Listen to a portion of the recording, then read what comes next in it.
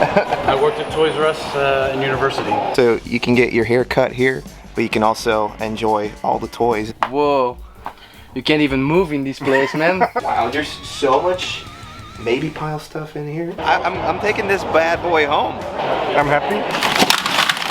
Spendy. Nice, right? Yeah. Wait, what are we doing actually? Are you gonna get it or am I gonna get it, or are you gonna get it or not? Alright, do you want to call heads or call tails? This is all the stuff you want? That's right, guys. In this toy hunting compilation, we're taking you all the way back to the beginning of 2022, where I did a lot of international toy hunts, but I also stayed in Europe for a better part of the year. So I was checking out stuff over in Holland, over in Germany, over in Denmark, and obviously where I live in Belgium. This is a compilation of all the toy hunts we did together with Maddie, and yeah, we found some great stuff over here. Now I'm also gearing up to go over to the US once again. I will be over at the King County Chicago Toy Show at the end of April. So hope to see you there. If you're around, come by and definitely say hi. And now, let's travel back in time.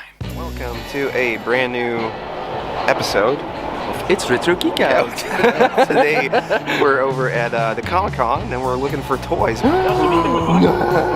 Now, all we gotta do is find a slime pit. Kind of like that funky hat you're wearing there. Yeah, man. What are you specifically looking for? I want a vintage Beetlejuice, the Kenner. Kenner one? Yeah, Ooh. yeah. That's one I want. On cart or loose, I don't care. Oh, you just want to find... I just want one, yeah. Okay. Yeah. Maybe we'll get lucky. Some games. I'm feeling a little bit Motu today. Ooh. Just a little bit. Feeling spinny. Yeah, probably. You know. But honestly, just anything that looks interesting or looks, you know, cool. Specific stuff? No. Not really. Figures? No. Hopefully, like just toy lines I never see around, like Cops and Crooks. Oh yeah. Those are cool. You know, yeah, weird stuff. Cowboys and Mumesa. Yeah, we never see those over here. No, Never. But, Never. Yeah, just like Beetlejuice. It's showtime! Yeah, I know. So, I mean, it'll get tough. I know, like, Motu-wise, I'll be able to bump into some stuff. But, yeah, probably. Let's find out. Woo!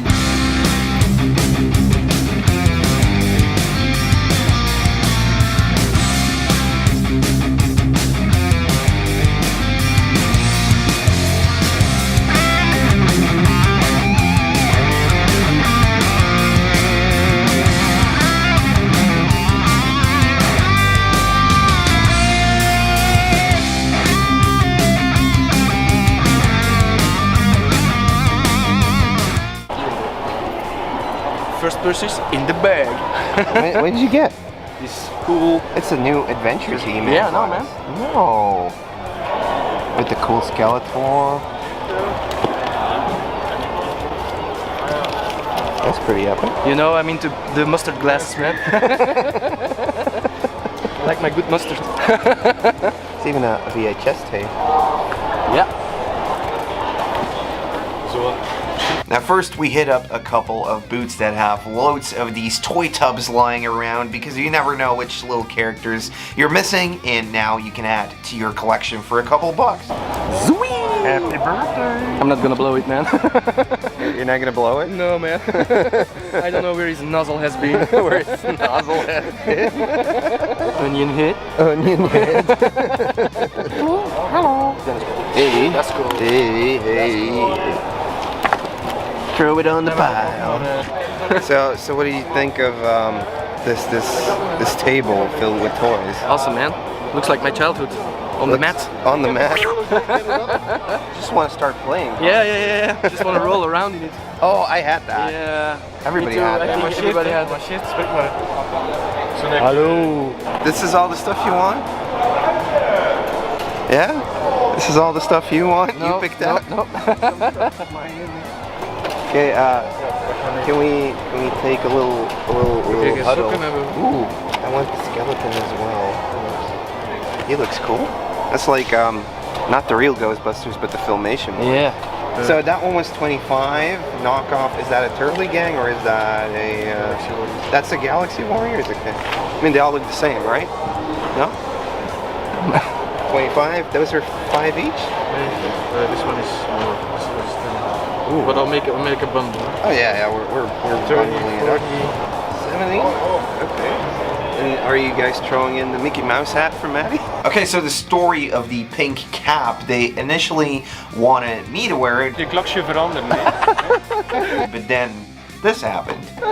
If you buy that for me, I wear it all the corner. And then things just quickly escalated and got thrown into the definite pile. I think we do. He's gonna wear it all day. He has to wear it all day. The condition he wears it all day. I should have put it where my big mouth was. And I mean all day, even if you No sleep problemo. all day. Tonight on the show. So, yep. Wear it. No problemo, man. Just don't tell the wife. There we go. There we go.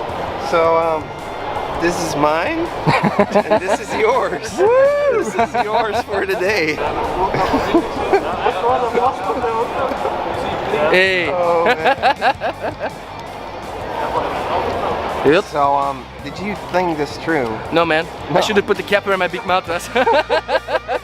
So here are all the toys I got over at Laszlo's booth. First up, we got Tuskor, an Infaceable, who is supposed to have a green head, but yeah, it already deteriorated. He is going to need a little bit of cleaning, but he is one of the coolest ones. I was definitely looking for this one. I also got a New Adventures Skeletor right here. I got this 1990 Daredevil action figure, which can blend in pretty easily with the early Toy Biz stuff or the Superpowers or Secret Wars. Yeah, as I was saying before, skeletons are awesome. So I also got this dude right here. This is the Scared Stiff off of Filmation's Ghostbusters. Maybe he's like a robot skeleton. I should actually just watch that cartoon. Then over here we got a newbie, a Galaxy Warrior with most of his accessories. Not sure if these are the correct ones or anything, but I just really liked the doggy sculpt on here, so need to grab him. Managed to pick up a Yoda for a couple bucks, which is cool. I mean, he's missing all the accessories, but he is still got all of his limbs, you know. So this is part of the Remco's Conan series. I think so. Yeah. We think so. Why don't we check stuff before we buy it? This dude is called Tote Amon, and he is the enemy wizard of Conan. He's also in the comics that these guys are based off of. I'll check it out, and then we can do this segment later. They feel a little bit heavier than an actual He-Man toy. These were pretty much just designed to be thrown in to your Masters of the Universe collection. They're the same size. Still got the clock stuff. Just no weapons. He's supposed to come with a staff and a chalice, so he is not complete, but I thought, you know, I'll pop him on the knockoff shelf. Why not? But pretty funky looking. Yeah. You got that in there. Then I got a Dr. Doom out of the Secret Wars series. And lastly, we got the Gargo Vampire Man out of the Black Star series. And does he still have the laser light function or not? Yes, he does. Here we go, guys. This is the fun thing about Comic-Con. Actually, you get to meet our YouTubers like Chris from Chasing 80s Toys. Hello, watchers. Or is it Orlando Bloom today? Today it's Will Turner. They're taking the hobbits to Isengard. Wait, what? It's a thing. It's okay. It's a thing. They know what we mean. How are you? How is it going today? Yeah, it's great, man. Because you're traveling over from Holland over to us. Yeah. It's a great venture here, man. There's so much vintage toys to be hunted down here, and the prices are great. The company is even better. Yeah, I mean, like being in Europe, we don't get to see a lot of the other, you know, toy tubers. So this has been like we've been missing out on each other at conventions for the past year, but now today we finally got to meet. This is a day you always remember as a... Oh, that's Captain Jack Sparrow. Sorry, wrong character. So, what did you find? Did you buy some stuff? I bought some stuff. I bought something I'm going to show you because this is up your alley, and I know you have it, but I'm started late with turtles. I finally bought... You got turtles. I bought some turtles, mate. Vintage shredder with vintage cape. That's nice. And you got a sorceress. Origin sorceress, last on my list to buy. Awesome. up to spec, so that's good. And I got a Masters of the Universe coloring book, so Oh, okay. lots So of I mean, goodies. it's all good now. Yeah. It's all good. It's all good now. Great. And what do you buy? Or are you going to show that at the end of your video? It's a drop. I just got a Hot Wheels. So, actually got this from Stefano, but this is a Hot Wheels car. Masters of the Universe, yes. Branded with Masters of the Universe, and they actually just popped the sticker on because the car wouldn't sell. So they were hoping to get like get rid of this overstock, but People like us buy it now. Yeah, because it says Masters of the Universe. It has nothing to do with it, but Great. How much do you want for it? I got some cash still left. I mean, there's a whole box there. There's a whole box with them. So yeah, there's still a lot of it. So you're gonna put a video out on today as well? I'm gonna do a video on today, this next Tuesday, so one day after. So one day after this one drops, go check out Chasing 80s Toys channel and enjoy. Yeah, this was great, man. Definitely.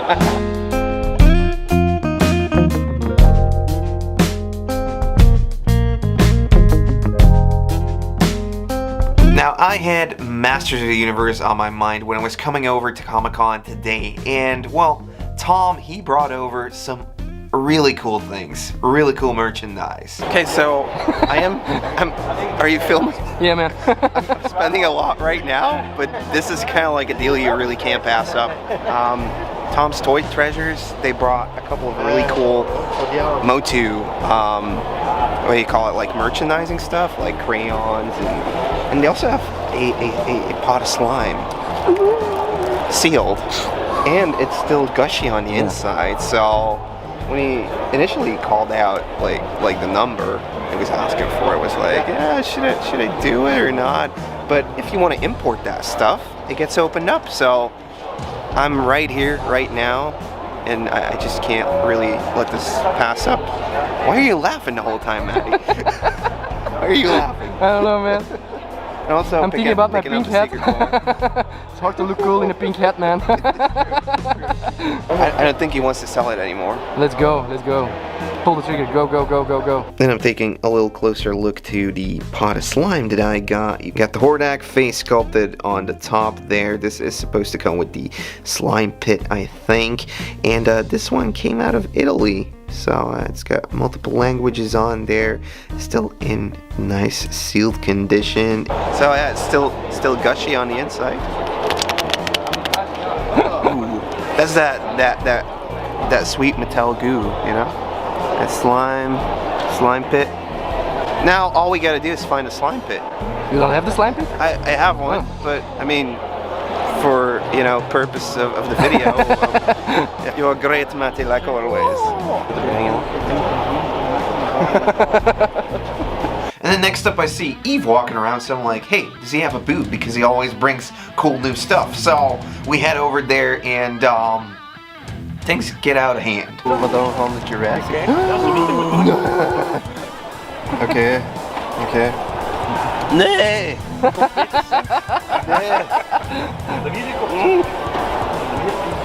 Ik wist zelfs niet dat ik ze nog had, ik dacht eentje misschien nog. This is like the complete set of Lord of Insects, basically just the whole set of knockoff stuff they created, get people to buy stuff that looks like sectars. Here they are. Got the actual sectars. So that's these guys here. Okay. So you got the sectars, and then you have the Lord of Insects. Yep. So sectars, Lord of Insects. Sectars, Lord of Insects. Sectars insect. Lord of Insect. It's got a bite. What they would do is they would just, throw in like a figure like a Galaxy Warrior and add in like this little plastic insect to make it Lord of Insects. So over here you have all of them. You got the Professor Arayo, Vidar, Orc, and General August. And even the tiny little bendy figures got Names. Names, yeah. Now, this is a really cool thing to see all of the Lord of Insects on card. I'm not sure if I want to buy the whole set though, because I mean, it's definitely cool. It's just really cool to see the actual tiny insects that they came with, because those are always missing. Glow in the dark?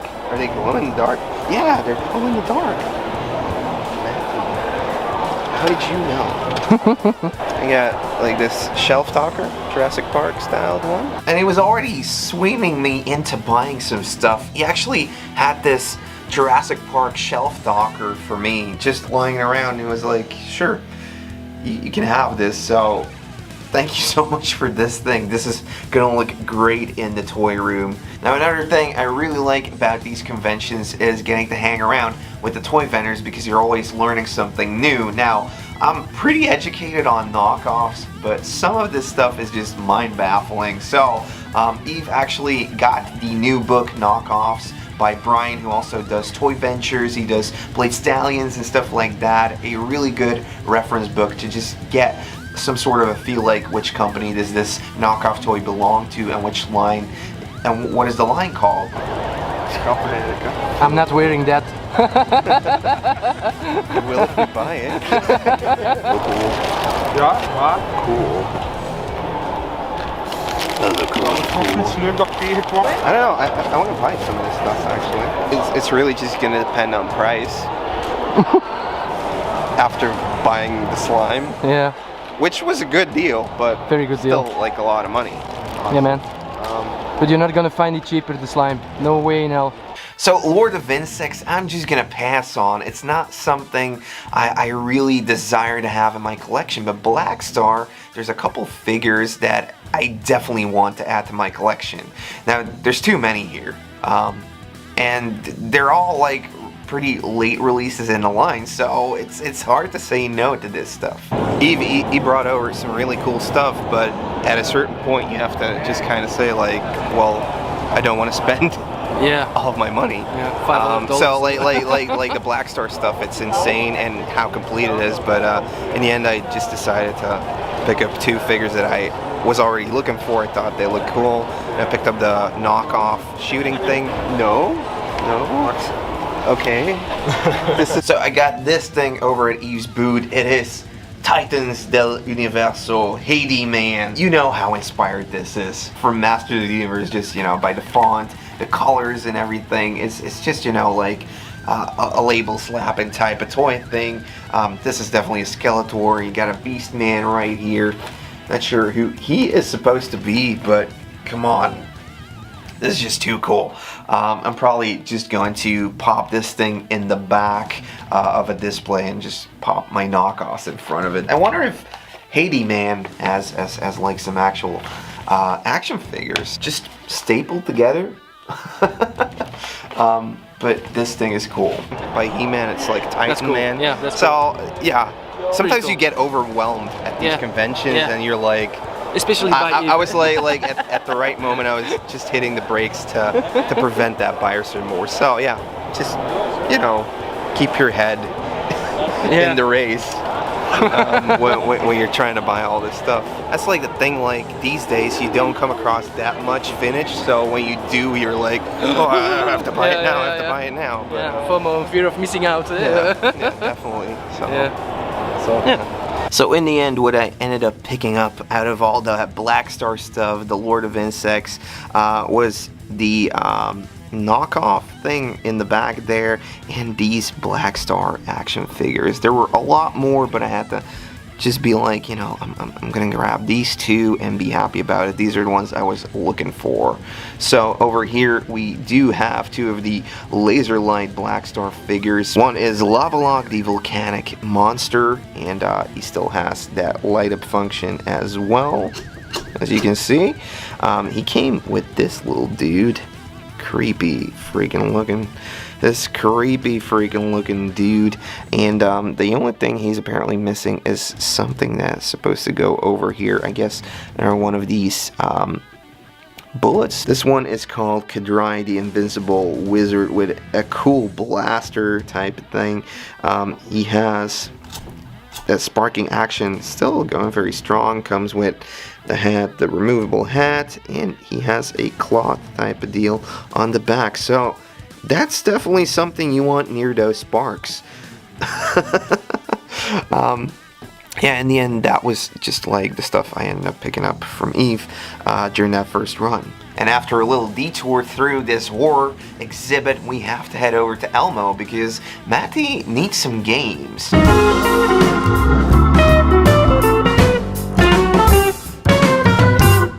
What did you get? Just a cheetah, too cool to fool. Too cool to fool. And the Flintstones. Some money. That's the one we saw at the store, right? Yeah. You didn't pick it up then? No, and I was sad about it. Redemption. Yeah. Yes. There we go. Sweating my ass off in this hat, man. It doesn't even have a top. It's hot on my head, man. I think we gotta get a beer. Okay.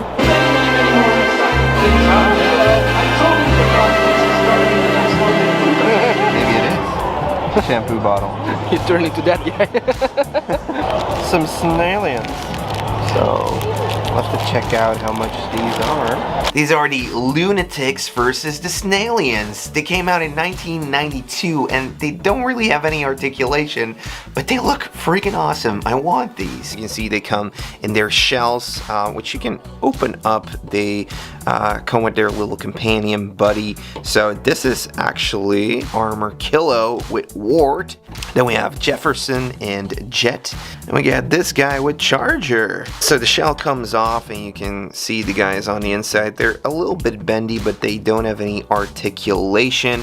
Now, these are not complete. They're supposed to come with like this suction cup thing that can shoot out a projectile as well. So there's two things missing for most of these, but as far as displaying these things as they are now with the little companion buddy, that's just about right for me. I never see him, let alone have like the little companion guys, so 10 a piece.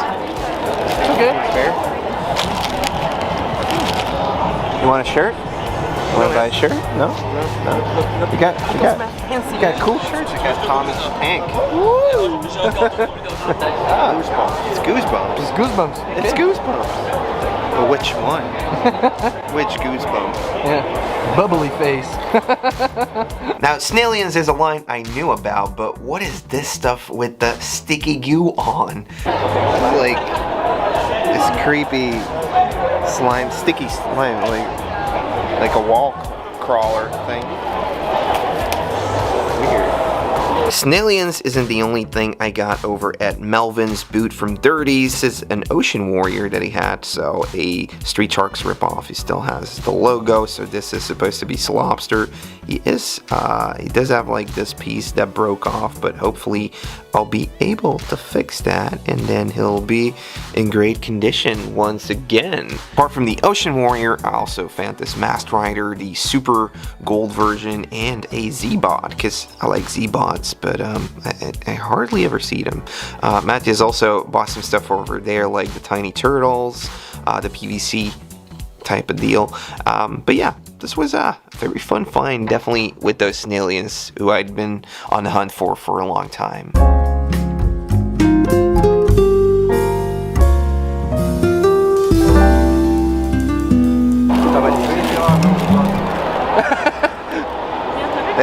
They look finished. Yeah. I'm looking at the date. Are you looking at a date? Yeah. Are you looking at the expiry date? I don't think they're good anymore. No, man. It's got to have a date on it, right? Or maybe it says so on the package of the thing. Hier, 98. 98. But there's a date for when it's expired. So it expired the millennium. in 2000. Yeah, in the millennium. The millennium bot got to it. You got the Mario, you got the Donkey Kong, you got the Koopa Trooper, and Yoshi. Okay. So how are we feeling? Great, man. Just bought some $20 piss dispensers. Pez dispensers. Pins. Okay. Piss Pez. dispensers. Pretty good. Yeah, I mean, it's going okay. Kind of had the overwhelming part a little earlier, but now it's starting to fill up nicely, actually. Well, I definitely gotta say, I got my Masters of the Universe fix, but Matthias was out looking for Beetlejuice, and I spot one of the toys by Kenner in box, so we have to check it out. What is it? The Vanishing Vault. Still sealed? No, I don't think so. Sorry, it's open. I'm scared to open it. Helemaal Weeping Angel ook nog. Disappearing micro Beetlejuice. Yeah. So you get the micro. I think you put in the bigger figure, Yeah. and then it turns into the smaller figure. I think. It's kind of... It's pretty cool. Gone, and then you got the little one. Yeah. But you don't get the big one. No, I want a big one. But unfortunately, it was just not the Beetlejuice he was looking for. So, moving on. Are you ready to go to a galaxy far away?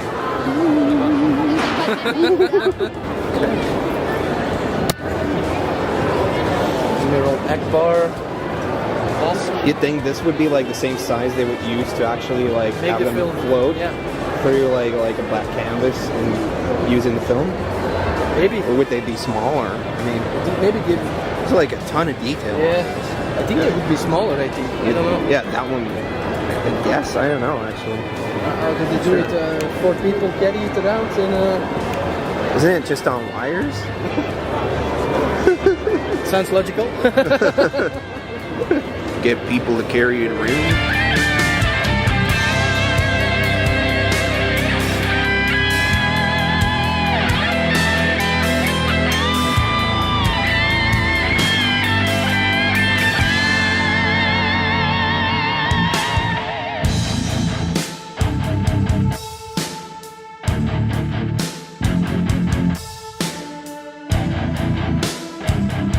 Doesn't always have to be retro hunting. Nope. I mean, we occasionally go to an exhibition. Yeah. I mean, we checked out some of those Star Wars Thingies. thingies. Thingamajigs. Yeah. Austin St. John. You got it. The Red Ranger, but now looking at cool detailed Star Wars spaceships is cool and all, and trying to meet the Red Power Ranger, but we're here for toys, so we have to do a second tour, and I'm super glad I did, because over at Eve's booth, he had a My Pet Monster. Hoeveel kost die? Normaal was dat dan wat zoiets 40. 40? Ja. My Pet Monster was released in 1986 by Amtoy, a 26-inch tall toy plushie that was targeted to boys, which wasn't really a thing back then. This was released by Amtoy, who also gave us Mad Balls. Now, My Pet Monster wasn't just a fling, it even got a cartoon series. There were multiple teamed My Pet Monsters and some smaller ones that were available later on in the line. Hij is wel nog goed, hè? This is why you do trip number 2 everywhere. He only just put it out, and it lasted, like, I just saw it, I was like, I don't ever see a My Pet Monster. No, man. And I didn't even think it was going to have to change, but it does. It does. It has the chain. 40 euros. That's... Well, I mean, guys, it's for me, this is the find of the year right now. It is the version that doesn't have the hard face sculpting or anything like that. So there's actually 2 versions. He does have some imperfections, like the eye did get hurt over here at one point, but he's still looking good. You know, he came with the chains, which you can open up like that, and then you can, you know, and there's a little bit of wear on the hands over here, which is kind of typical for these toys, definitely with this type of plastic. Definitely with this type of finish on there, but overall it's in really good condition actually. We got an invite to go check out some boxes, but we have to go. Sketchy business. They just keep pulling out stuff. So this one looks really funky. What is that, sellers? Did you also come to the Brussels Toy Show and collect the He-Man? Long time ago. Ghost Rider. Years Toy ago Biz when Marvel? I always used Big to one. Marvel. Glow in the dark, probably. German collector. And he always came to Brussels each month. Awesome. And everything they had. I already spent too much. I mean, I got the My Pet Monster. Wait, need anything else? Do I honestly need anything else now? I don't think so. I don't know, man. I don't think so.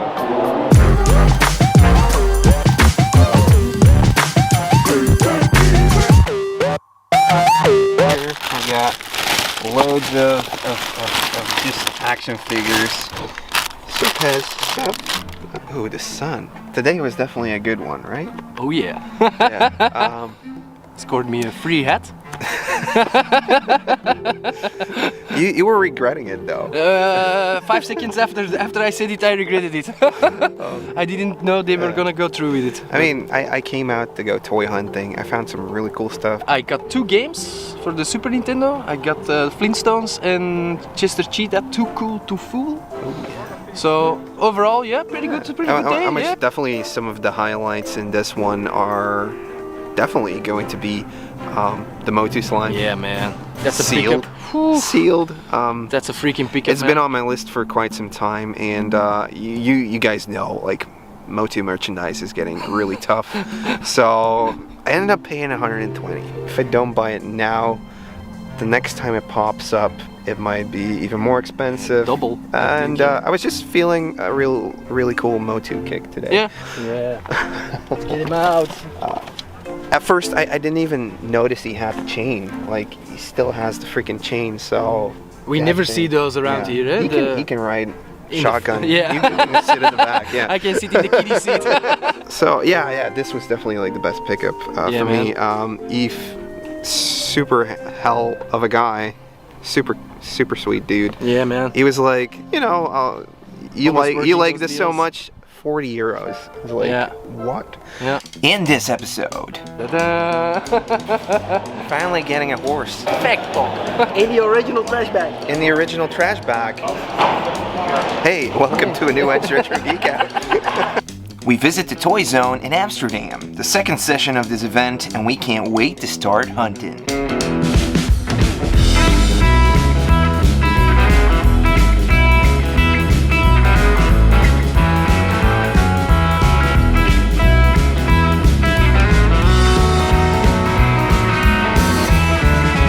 Hey guys.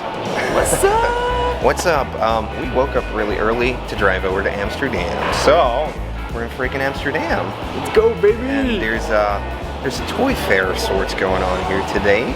So, yeah, we came in pretty early. Guys are still setting up, but that doesn't mean we can't get the deals. Okay, so let's go and check it out. So we see a vendor that's already kind of set up. He has some boxes with some 5 and 10 apiece items, so let's dig in. We're going for the whole menu. Deze nog? Ik know. Now Maddie already found a Mighty Max on card, 2 of the smaller skull little play sets, and he was only asking 20, so these are some good prices. I'm actually gonna start looking for some things I want and do a little bundle. And then right as I want to ring up the stuff we already popped together, I see it, 30-30. Oh yeah, now this is the horse I've been looking for. It's not as, it might not look as cool as he does in the cartoon, but he still has that awesome attitude on him over here, so definitely cool bumping into this. Finally getting a horse. This action figure, oh man, this has been a journey trying to find one of these and still have it be affordable. So thank you Toy Zone, and thank you to the vendor whose name I've forgotten, unfortunately. So what are you thinking, Maddie? Pretty cool. Lots of toys. It's gonna be pretty big. Yeah. Spending that moolah. Kind of have to stop buying stuff now because otherwise we won't have any money left. Yeah, we're in 20 minutes, is alright. We haven't even set up all the ponies yet, so. I mean, yeah. But when I saw the Brave Star horse, I was like, I gotta get it. Prices are going crazy in the US, good so deal, yeah. It was only missing one cover up for like a screw, so apart from that, all the accessories All are these there. were there. Oh, okay. Pretty So, good deal then. you know, if I can find a leg somewhere. Pop off the lid. Yeah, pop off the lid and pop it on. That was a good, I don't know, it all happened so fast. I was like, wait, there's a horse here? Now we're just browsing around, trying to find some Turley gangs. Always good. Yeah. Always good. Still have to set up our boot. The big green thing over there. Grandma is already guarding our stuff. Oh yeah. Oh yeah. Oh yeah, bro. Yeah, but yeah, there's still some open spaces, so like we don't know what's gonna end up over here. Nope. And then the guy walked in with like all the turtles on card. Yeah, so they just walk up with a box full with turtles on card. Apparently the guy he lived in the U.S. for a while. I worked at Toys R Us in university, Oh really? and I got these straight out of the package. No way. I had these since I was 20. What? I'm a Star Wars guy myself. You're a Star Wars guy? Yeah. Okay. But when I was in I studied architecture, so as soon as the case was open, boom, take them out. Oh man, the box with all TMNT stuff, this just doesn't compute. I don't know where to start. That's insane. I just had 28 boxes sent over from Florida, just filled with stuff. Oh man. Got Dr. L, Fugitoid. No, I would like to buy some, but And he shipped over all this stuff from when he bought it back in the day. Planet Earth comics stuff. It's crazy. Mutagen Man. Which turtles should I get? Where are you gonna be set up? Also have Toxic Avengers, Hook, Robin Hood, Toxic Avenger. all stuff from early 90s. Okay, sweet. All right. We'll come and have a look. Yeah. I want to check out crazy. his stuff. He had some Toxic Avengers stuff he was Yeah, talking about. So. It looks like he's kind of set up. Looks like.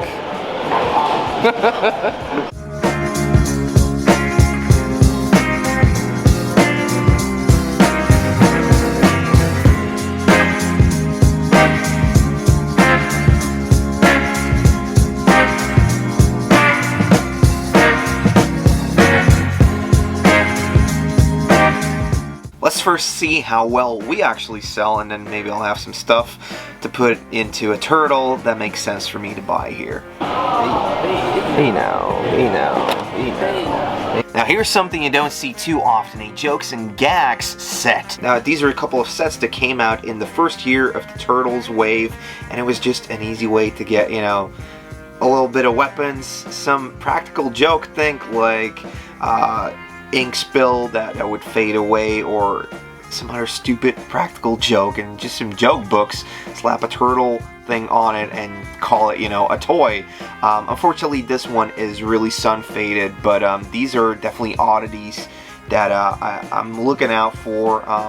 That first wave, this thing always gets looked over, but this is definitely a cool one to own if it's in good condition. If it were in just a little better condition, I would have picked it up. Yeah, it's too much stuff. Yeah, man. Crazy System overload, man. Crazy weapons.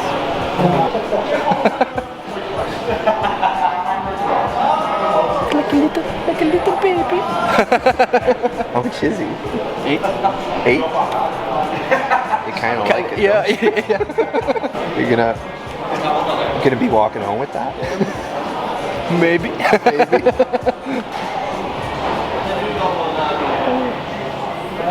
There's 2 of them, so. 2? Yeah. You need to get the best one though. It's gonna be gone soon. It's not gonna be gone. So the show opens up, there's loads of people waiting outside trying to get in, and there's just a flood of people walking in. It's great to meet everybody, it's great to meet some viewers, meet some of the guys and girls in the toy community that we've been talking to. We've never been to Amsterdam, so I'm definitely seeing guys I know from the internet. All hell Ed, all hell Ed, Still have to get some shots for the video today. Oh my god, am I in it? I think so. Guys, it's Chris from Chasing 80s Toys. Wearing a G.I. Joe Berg t-shirt. Hey! And that's how we support each other in the community. Right now, Matty and me are still at the Toy Zone. We're selling some stuff. We're buying some stuff. We're trading some stuff. We're meeting people. Having a good time. Having a good time. But we do need some coffee. So, yeah, let's get some coffee. so this has been great. After a couple of hours, it starts calming down just a little bit, and then me and Maddie can take turns walking around the vendor floor. Now everything's set up, and yeah, we still find some stuff. This is probably one of the funniest things. The guy, he brought over like a trash bag, put the toys on, and he just starts cutting them out for me. But anyways, we got a couple of mask figures, because you know now I'm into all the mask stuff, and apparently there's a couple of Euro exclusives. So what they did at the end of the line was actually release them in different colors, and they're called adventure packs. So that's a couple of these Euro exclusive ones. Got all this stuff for 35, so... In the original trash bag. In the original trash bag. So I'm actually working on a new toy history. There's a couple more coming along, but it's just been real busy, so sorry about that, guys. And these mask figures will actually do great for that next episode that's gonna come out. Now we have a story to tell. Man. And yeah, gonna pop them in the collection like we do every time, but this is funny. This one is more story. Hey, the guy who organizes the show today, he saw me walking around with a couple of mask figures and was like, I have a box. This box. So me and Maddie start digging in. We start looking up like which are the ones I need for the video, and we ended up getting some Euro exclusives and some other ones that look really cool. He gave me a great deal on it, so thank you, Tay, for having me over at the convention, for giving me an insanely good deal on all these mask action figures, and yeah, let's get cracking on that toy history. They would actually re-release most of the figures in just 2 figure packs, but with different colors, and these didn't really make it out to the Americas or anything. The thing with mask as well is I just started collecting it, so everything I see I probably don't have yet, so it's pretty easy to amass a couple of cool things. They're small toys, they don't take up too much space, do they? Oh yeah, we're just digging out the stuff we think I need for my collection and trying to match it up with some of the accessories that are scattered around in here. What'd you get, Maddie? What I got some cool sticker albums. Ooh, Real yeah. Ghostbusters. Some turtle action. Thundercats, my favorite. And I got some carded Japanese. That's so cool, the shrunken heads. Yeah, man. Mighty Max thing. Japanese card. Pretty cool. The Mario puppet. Puppet. So yeah. Overall, like, really fun convention.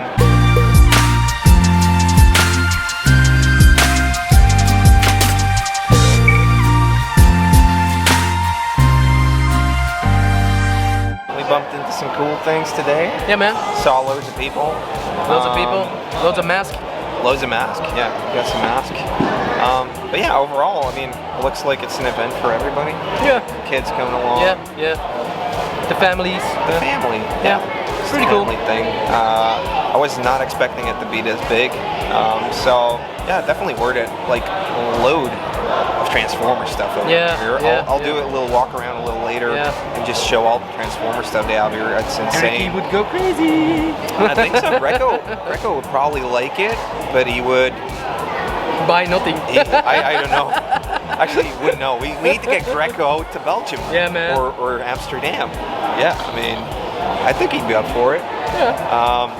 He'd probably make it a funny thing as well. But yeah, as far as like, I bought stuff. I bought everything you see in here. So some Turley gangs, some G.I. Joes that we traded. Street Fighter. Always love adding a couple new G.I. Joes. This guy actually showed up really early in the morning, but we had to set up first, so sorry about that. Thank you for allowing me to get some of these Street Fighters, G.I. Joe crossovers that I was really gonna. And of course, there's a Tiger Force Outback in here. His crotch is broken, but that's cool. I mean, he's definitely good, so thanks for allowing this trade, man. Thank you so much. Street Fighter in there, got a Wampa. No, I got this insane trade with some last 17 figures in here. So That was insane. I forgot your name, but thank you so much for doing that trade. That was crazy. They're all gonna go into the Ewok village and into the new display thing. And what else did I get? And then we're at the end of the day, and one thing that has been calling me back constantly is this big box, which is TMNT stuff. The guy hasn't even like been able to set up everything because he has tons of stuff over here. He has Addams Family, which is also Playmates Storyline. I didn't know. He's got Hook, he's got Swamp Thing, he's got Robin Hood, everything, Toxic Crusaders, Turtles, and loads of Star Wars. He definitely brought some stock here. So at the end of the day, I go over there and I'm like, you know, I'm gonna quietly go through this box and see what catches my fancy. So I ended up caving in. Otherwise, I was gonna regret it.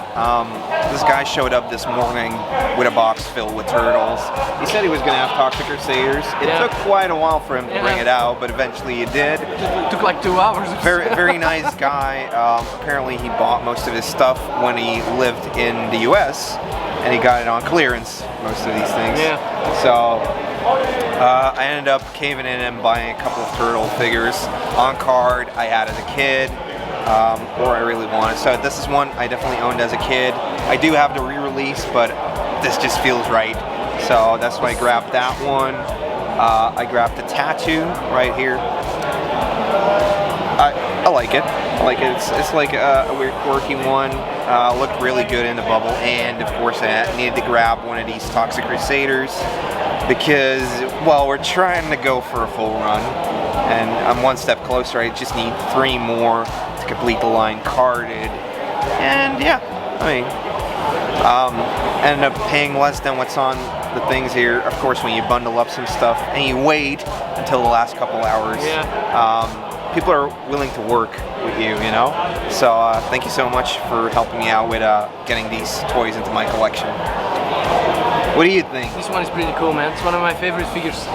This one you had as a kid? Yeah, I still have this one from when I was a kid, and I still have the surfboard and the gun. I do not have the meters, or what is it? Yeah, toxic glow in the dark muck meter. I do not have that one, but yeah, this one is cool, man. I'm pretty glad picking these ones out because I really like them. And in the end, that's what it comes down to, that you're glad being able to display this stuff in your collection. So that was super fun. I'm actually glad I waited out till the last hour to go over there and check it out. And No Zone, also very cool, but this one is top notch.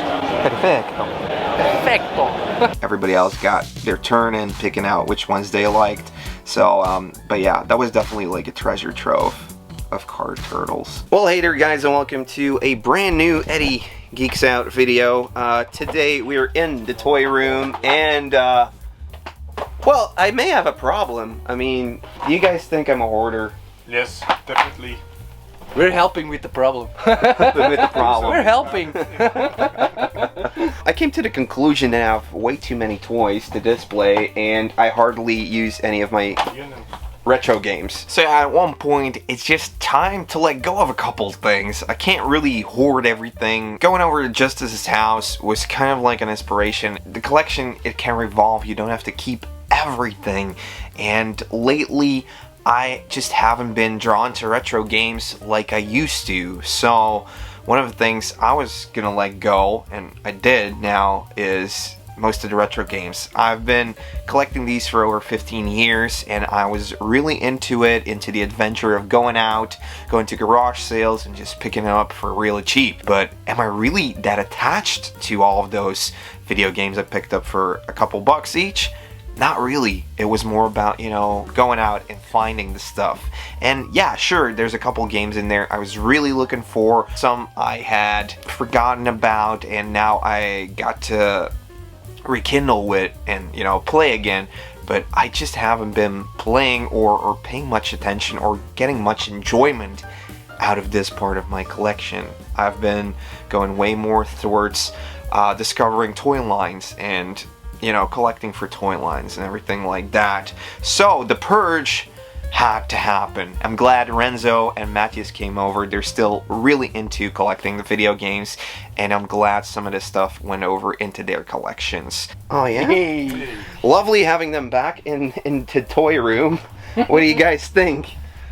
Man, it's an explosion. It's unbelievable. It's like been 3 years since three or 4 years I've been here. It's like, whoa. You can't even move in this place, man. So what are we doing here? We're taking a look at all the Mega Drive stuff? Yeah, man. Yeah, okay. So yeah, the guys are gonna be helping me out. I'm still going for a full set of Game Boy games. No worries about that. Still pursuing that, but all the other ones, I wanna kinda be at maybe 100 games tops to keep and just you know, sift through. Make room for the next stuff that interests me and that I really want to get into. A lot of it was just like, well, am I ever gonna play this? Am I ever, like, what am I getting out of this part? So even if there's, you know, like a toy line, you're like, okay, I have everything, but I don't even look at it, you know. That's when you could be potentially think like, you know, maybe I'll sell it and maybe I'll use that money to buy something I really want. Mathias already brought more toys with him. Yeah, yeah, man. Pass it along. Hey, oh. Mathias brought a gremlin. Or a gizmo. Or did somebody else bring it? Somebody else. I brought it here, but somebody else gave it to you. That's awesome. Sweet. Oh, thanks, Tom. This is also a gift, I think. That's awesome. I don't know what it is. I don't know. By Mattel or I think. Mattel. I think. Oh, this looks freaking awesome, man. Check this out, guys. Whoa. So it's like a crocodile thing. Kinda hoping you would know. Yeah, I'll check it out what it is, but I love it already. Dropped it off on the. That's awesome. On our booth in Kalken. Sweet. So what's in the box? Mathias, you went on an international toy hunt. Yeah, man. I went to Greece. Greece? Athens, baby. Yeah. I went 1 day of toy hunting and game hunting. Games were way too expensive, so I bought some toys. You got monsters in my pocket? Yeah, nice store display. Ooh. You have to put it together, but it's okay. And then Mathias, he went over to Greece. I definitely want to go there. There's so much variation in the toys that came out there compared to here. I'm gonna do a toy history video on that as well. That's gonna come up somewhere this summer. And yeah, just the cool stuff he found over there at this one awesome shop there.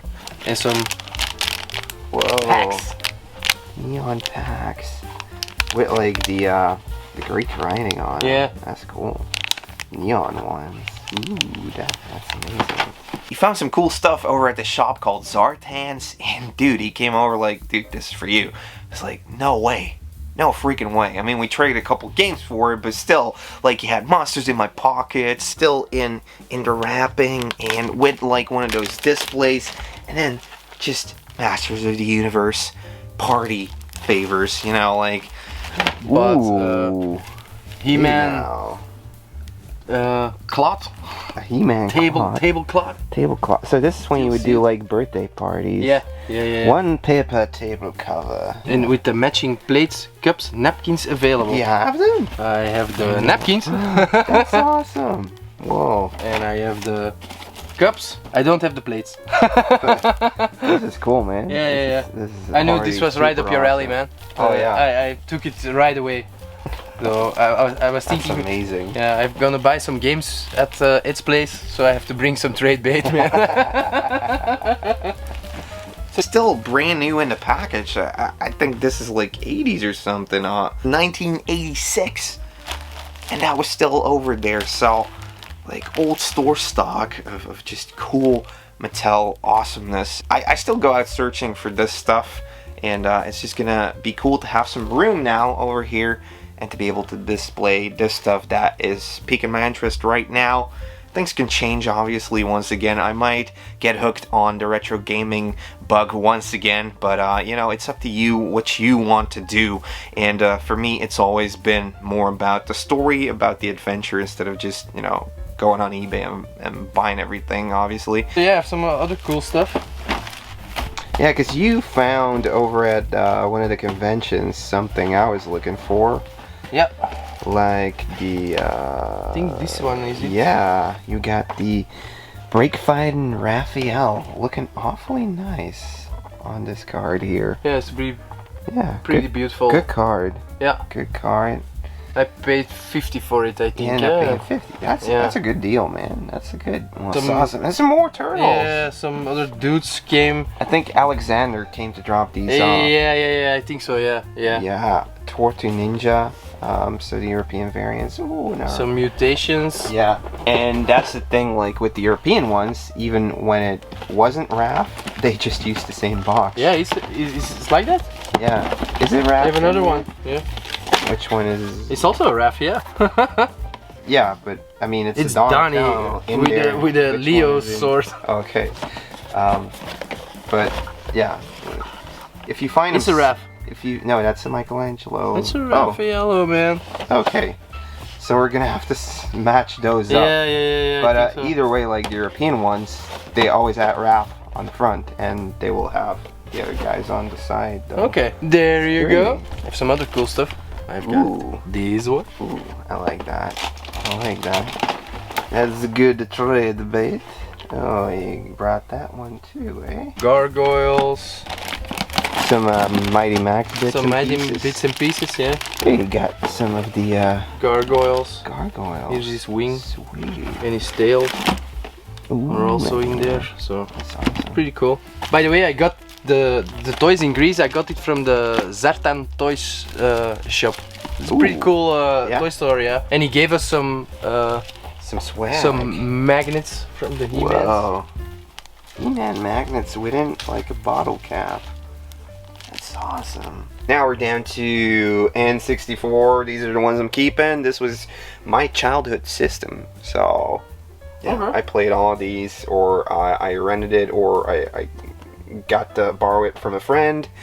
But yeah, there's a couple that were gone now. Games was definitely the good old days. When I got into, you know, hunting at flea markets and thrift stores and garage sales, it was due to checking out videos by AVGN. So I was looking for the games he was talking about. Maybe not the best ones, but I picked up a ton of those, and that just got me rolling, thinking like, you know what, I want a room like he has, you know, filled with every game for every system. So I set out to find every system, and I started putting a focus on certain games I was looking for, and then it just spiraled out of control into, you know, I just want full sets for everything, so everything I'm gonna keep. Still hoarding as ever. Just because I want to keep the American one and the European one. It's the exact same cover. Yeah, but I need You should to keep be the able. European one. I need to be able to play it in this version, and then like 6 frames per second slower in the PAL version. When you're having a bad day, yeah. When I'm having a bad day. It's not bad to have a little bit of focus. You still have a problem. It's not a problem. It's a passion. What's your favorite SNES game? Super Mario World. Not original, but yeah. What about you, Matty? Depends. It's like some days it's like this game and then it's that game, but I very much like Sky Blazer. Sky Blazer. Yeah, it's a very Okay. cool game. We were Alright. talking about it earlier. Yeah. It's a very cool game. Yeah. I really like Donkey Kong Country also. Not Soul Blazer, but Sky Blazer. Sky Blazer, yeah. My favorite game is this one, but I don't have it yet, so... And you have it twice. Game? I'm keeping my Game Gear. I ain't selling no more, man. Nomad. Why you ain't selling no Nomad, man? I want that Nomad. Sell me the effing Nomad. Freaking This is Nomad. not the Nomad you want. It's already in Sell my me pile. this, sell me this. No. You bought it for €6. No. And even this part of collecting, you know, letting go of some things is part of the adventure. You kind of want to piece out, where am I going to let my stuff go to? Is it going to go to my friends? Is it going to go to people in the community? And yeah, some shocking things like prices that have gone up insanely. Yeah. How you feeling, Matty? En gaat er hier? I'm feeling giddy. Feeling giddy? You want to know if some of this stuff is gonna leave the good room? I'm not sure. I'm not This sure. one? Not sure. I mean, look, all these stacks are gonna go away. This one is also gonna go away. How much are you offering for that one? 50 big ones. 50 big ones. Big ones. For Adventures of Batman and Yeah, Robin. and you bought it for €6. Well, that's putting me on the spot. Yes, indeed. All the damage in the back. We know you don't like the back. Oh yeah. More a front man.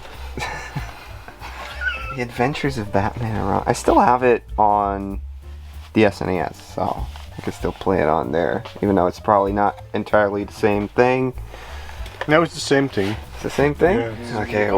I've been more occupied with toys lately, so I haven't really dove into games that much, apart from the couple ones I'm still really looking for. Damn, dude, you get a lot of stuff here.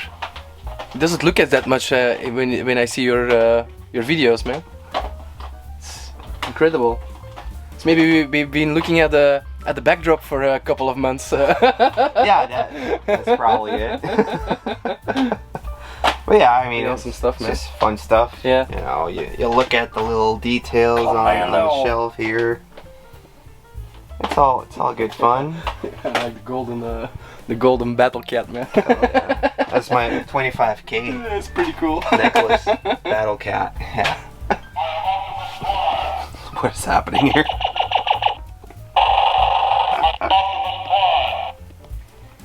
So I think we're actually like making some progress here. A little bit. Yeah, I mean, Maddie discovered the Nomad. yeah, but he ain't getting it. Out with the old and in with the new. So this used to be the NES shelf. Hey, it's yeah. I mean, but we made some progress, right? Yeah, man. Yeah, it's almost as empty as your glass. Yeah. So Fill her up. gonna keep going. I Yeah, think. man. Just keep going. Never ending. Never What's ending. next? Do you ever see Mutant Warriors? Is Tournament Fighters? Yeah, this Japanese? is the Japanese version of Tournament Fighters. Pretty cool. Wah, wah. It's the Troll Island. There's some good stuff in here, boys. Let's go. This is all the good stuff. Hurry up and buy. This is all the good stuff. What are you looking for, Maddie? What are you? I want Hexen on the N64. You promised there was gonna be Hexen on the N64. How's your maybe pile looking, Renzo? It's slinking by the minute. Is that also yours, or is I it? put this back. That's all the stuff you put back. Yeah, man. Okay. How about yours? My maybe pile is over there somewhere. It's growing by It's the minute. growing by the minute. I'm actually liking the way this is looking right now. It totally freed up some space, which I was in desperate need of. I think I made quite the right decisions that I need to make, and like which ones do I want to keep, which ones do I just want to get rid of to free up some space. I definitely have some space now to put some more toys in. He still kept a lot, eh? I still kept a lot. I think Yeah. this is pretty okay. It's okay, but you still kept Hey, more than I there's was like thinking. really man. there's quite some shelves like freed up Freed now. up, yeah. Okay, and we're finally done. What do you think, guys?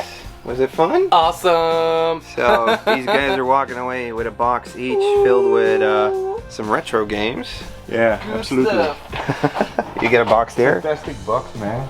Boxed NES stuff, some SNES games. Hagane. You got Hagane. Yeah. Alien vs Predator. I'm really pleased with that one. Blades of Vengeance, Adventures of Batman and Robin. Another Adventures of Batman and Robin. Yeah, I still can't believe you tricked me into letting you buy that. You Renzo'd you out of it, man. Renzo'd me out of it.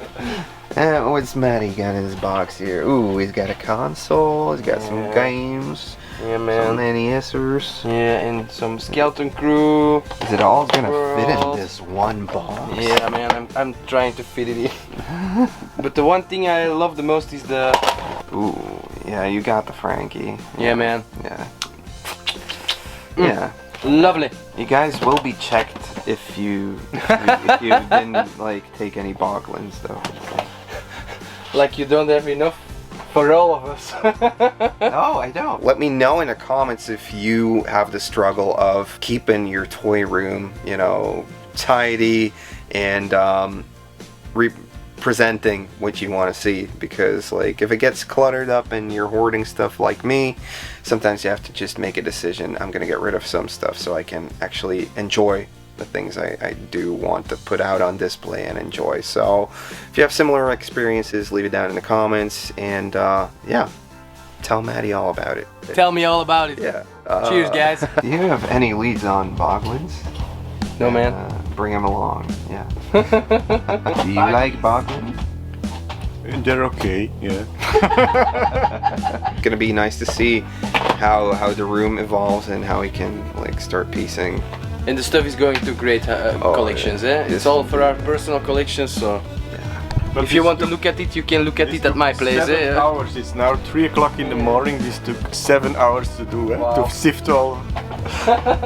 I'm exhausted. What did you expect? Yeah. Nice wave bird. Is all this stuff you bought, or you're just loading in? If you look at it, it'll break. It'll break. It'll break right in front of your eyes.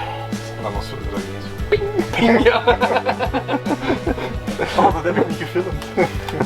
Well, hey there guys, and welcome to a brand new Ed's Retro Geek Out. Today is a good day because my friends from the UK came over to Brussels to hang out for the weekend.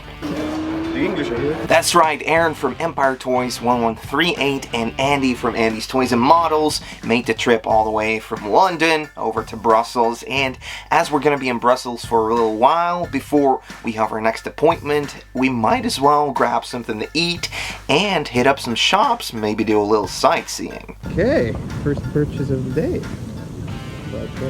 Shredder's Revenge. What do you think, Maddie? Woo, that's flaming hot, man. Hot tamale. It's the new game, so gotta buy it, right? Gotta buy it and shred it out. Can we play it together? Multiplayer? Yeah, you can play it like 4 people. 6 people. Yeah. So got it over here at the Smart Toys. Not a lot of toys, but lots of games. So awesome that Smart Toys actually have the physical copy for this. I still have that collector thing going. I don't want to just download something. I want to have this over here, and it actually comes with a keychain, a pizza keychain. So yeah, love these games. Back in the day, used to play them all the time. Turtles in Time, Teenage Mutant Ninja Turtles 2, the arcade game and everything. Love those, so this is definitely a throwback to them. If you start playing this one, then please let me know in the comments down below. So there's definitely some pressure in them coming over because in March I came over for the weekend to the UK and they showed me a ton of cool stores, a ton of cool vintage toy stores, which we don't have a lot of in Belgium. So I'm hoping this weekend I can get some tricks out of the bag and show them some other ways to toy hunt. However, here in Brussels we do have some of the best thrifting stores ever called Phill Melees, and there's one right around the corner.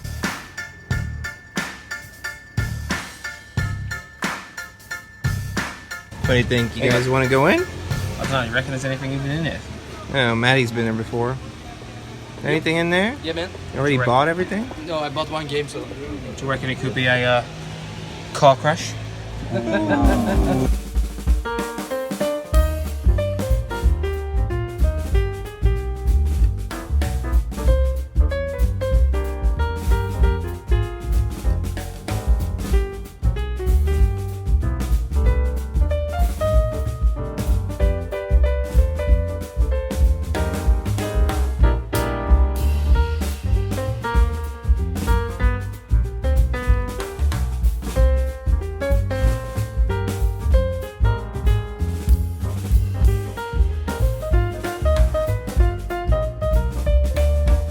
So we're running around, we're showing the guys around Brussels, showing them all the places, all the tourist attractions, and all of a sudden out of all these stores that have some geeky stuff in them pops up Utopia. Head in there and it's even better than I remember. They have even more vintage variety in their glass cases this time around. What do you think, Erin?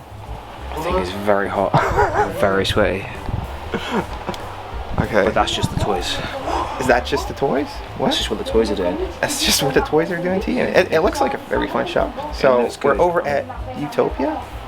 Is that what it's called? I think so. It's Utopia. Utopia? Brussels? In Brussels, we found a freaking vintage toy shop in Brussels. He said there wasn't any. Well, it said there was one, but it was elusive to find. But we did find it, thanks to P-Man. We had to go visit P-Man, and that's how we came here. It's a whole different story. Not me, as in the little guy peeing. Just I mean, it is as it says. Yeah. That's what it says on the tin. As advertised. It was everything and more than I could have imagined. It was amazing. It was great. It's great. Yeah. There's like a ton of people around him as well. It's very busy. It seems to be a massive tourist attraction. It's like a tourist guide for the P-Man, so it's crazy. But we're over here in the shop, and damn, they have a lot of vintage toys here. Let's go check out some of these glass cases.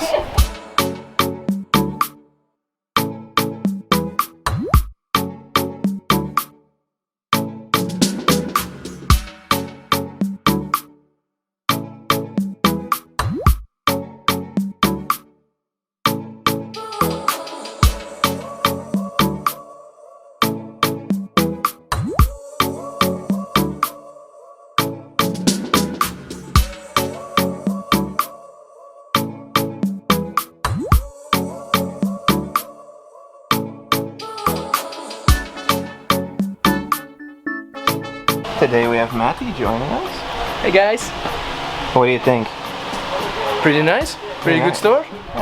We visited this one before, but Yeah. they didn't have the massive amount of vintage. No.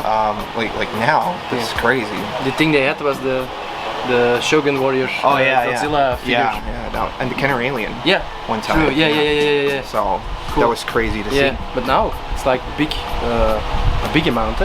Yeah, it's pretty cool. Like pretty boxed crazy. gargoyles. Yeah, it's crazy. Yeah, pretty cool. You see anything you fancy? There's some cool turtle thingies, but I'm not gonna buy anything. I'm gonna wait out till tomorrow. Okay. I'm just standing here because the fan is here. Ponies? You like the ponies? Tiny ponies. What do you think, Andy?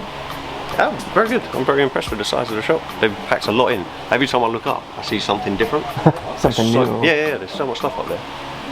This massive half of the Millennium Falcon is like, I don't know where that's from, but like the inside bit looks wicked. Crazy diorama. Yeah, that's the word, thank you. See, I'm overcome with sweat and emotion.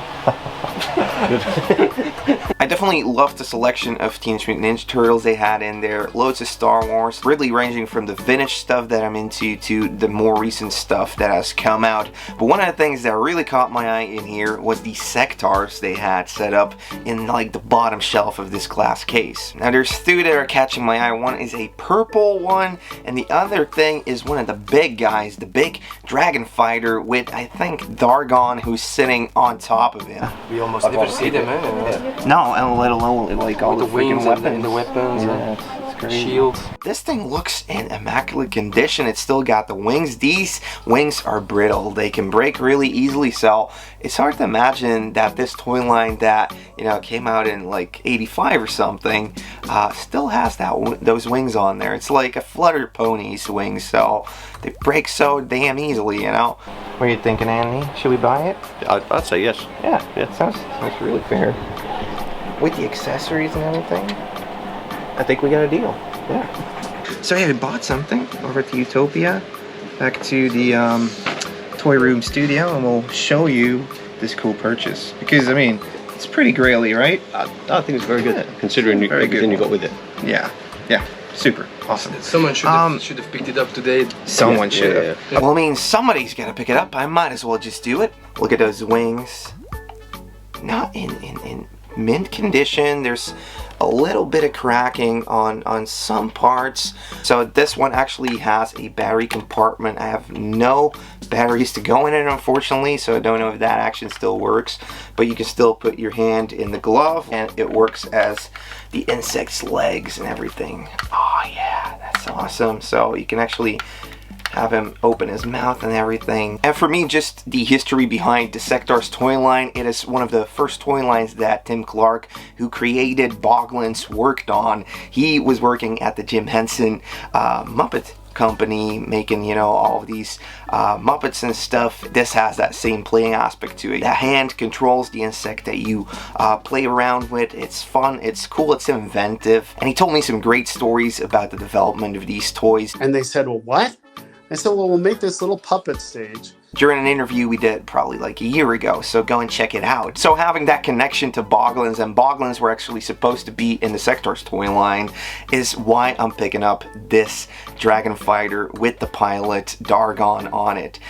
It's in pretty good condition. I've never seen one with the wings, so this baby is coming home with me. Apart from that, they have like tons of Star Wars, Power Rangers. I think we should ask Erin if the Power Rangers stuff is good, because we don't know Power Rangers. Yeah, and I got Turtles. Yep.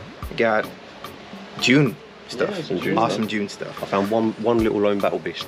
One lone battle beast. So that's 1 point for Andy. Yeah, he's missing his nose. But still cool. So yeah, awesome. Pretty cool. I had a great time over at Utopia. It was actually pretty fun to visit the store once again after the COVID years, and knowing that they're still having cool new stock come in. So if you're in Brussels and you already went to go see the little guy that pees or Monica Piss, then you can always just move a couple blocks over to Utopia and check it out. In this episode of Ed's Retro Geek Out, we got some UK visitors, Erin from Empire Toys 1138 and Andy's Toys and Models, joining us this weekend for the flea market madness. So first on Saturday we're hitting up Templou, the biggest flea market in Belgium probably, and on Sunday we're just gonna hit up a bunch of flea markets equaling to the same amount of boots. Hopefully we'll find some stuff this weekend.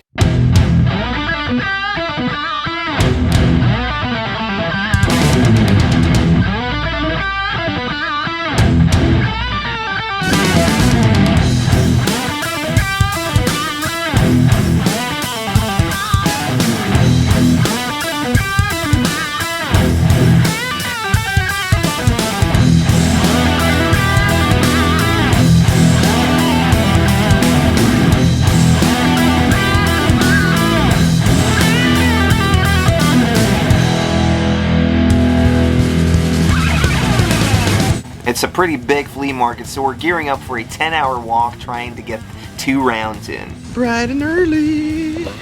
Very bright and early. Well, not so much bright, but very early. Very early. The lights are still up. Now what I'm hoping to see here is oddities. I'm hoping to see some crazy, wicked toys, and I hope to find a couple that I can buy to put into my collection. I mean, take me out the costume shop. You can't take me away from a costume. What do you think, guys? You having fun? Yeah, it's been very, very good. It's getting very, very hot, but apparently there's more beer stops, so we're okay. There's some food as well. Did you find some bits? Absolutely, yes. What's your favorite thing you picked up so far? Oh man, put me on the spot. I don't know. There's I picked up quite a few bits so far. Favorite bits I picked up are these 2 spares for the Ninja Megazord. So they are spicy prices back home, and the guy cut me a really good deal. What is it in Dutch? The guns. They probably be the mini Thundercats. I'm pretty sure these are Cosmo Cats. Yeah, I mean, like, yeah, they still colour Thundercats, differences and you stuff. know? Don't forget my Stranger Things. Yeah, Hop it. How about you, Renzo? How you feeling? I'm having a mint. I'm having a mint. Is that your favorite pickup? Yeah. Yeah. Minty fresh. We've been walking around for almost 5 hours. I think we lost Renzo. Power bar time. Power bar time. Power bar time. But it's been good, yeah. So far, my favorite pickup has been the Turtle Submarine in the box. First pickup of the day. Yes. Here you go, Andy. Hey. What do you think? Hey, First pickup of the day. Very good pickup for the early morning. It's Matty, you found it. Oh, really? Yeah, cool. That was a bit funny because you kind of like disappeared and just came out of someone's like front garden holding that a turtle sub box. It was like, He planned to be there. yeah, where did you? Yeah. That's cool find. Very cool find. Behind the bushes. Yeah. It was a bit like that. It's like, where did he find that? The sewer sub that Maddie pointed out, thank you so much, Maddie, for just going, hey, there's turtles here. This guy, he was setting up his booth, he only had a couple tables out yet, and this was standing on top of one of them. So I swooped right in, I went like, how much you want for this? I'm taking this home today, because if I don't find anything else, at least I'll be happy having this thing. So I didn't walk out of anybody's like backyard or anything. No, this was just playing out in open sight, and Maddie was probably the first guy to notice it. I swooped in, so thank you for that.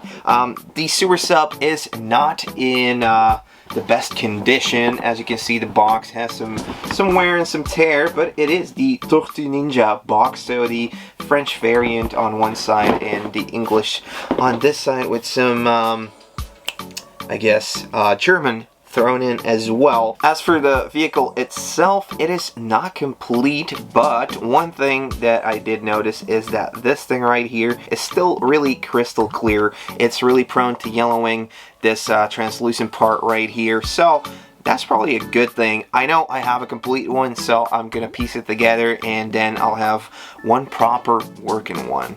Nice. So already very happy with this first purchase, and it's honestly what I was hoping for, to find a piece of turtle history, a piece of turtles cool toy stuff that I didn't have yet. So I'm already a happy camper. I'm already a happy camper. The second thing I picked up on the first round was this baggie filled with Ghostbuster ghosts, some other oddities thrown in there as well, and some of the accessories, which I honestly don't have a lot of. So this was definitely good. I think I ended up paying €1 a piece on these accessories and ghosts, which some of them are going for quite some bits. But yeah, this one was actually a pretty good find, and I was honestly just thinking about beefing up the collection with accessories, and that's definitely what this is doing for me. So what did I end up getting in my first round? Well, not a whole lot. And now we're gonna do it all again. Gonna do the whole thing, but it's gonna take longer because there's more people. That is hot.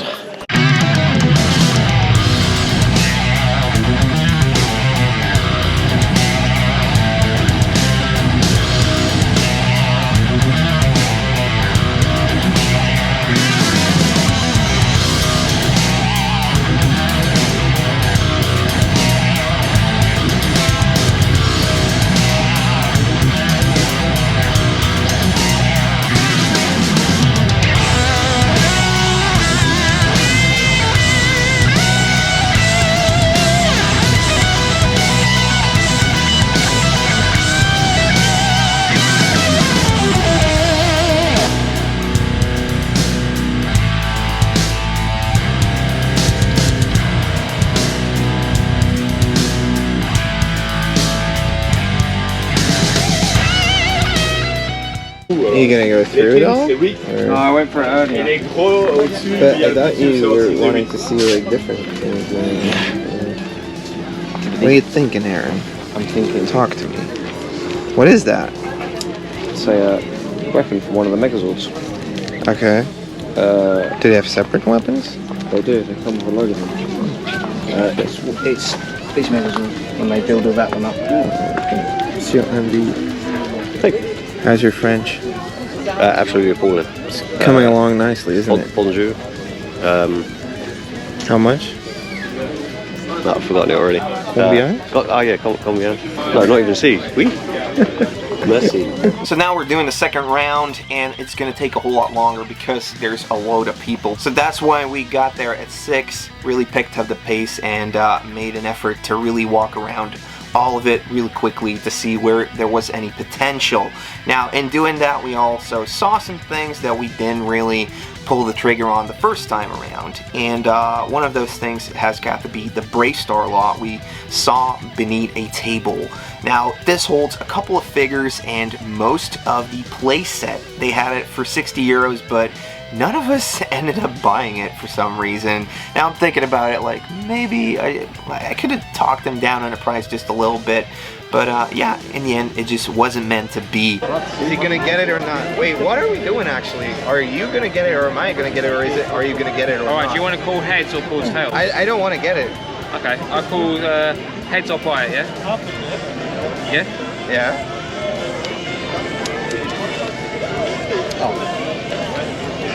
I'll take it. Yeah. That's it. That's the way the pursuit plays out. It's probably for the He best. like leaves the €1. Yeah. Oh, I can't take the euro either.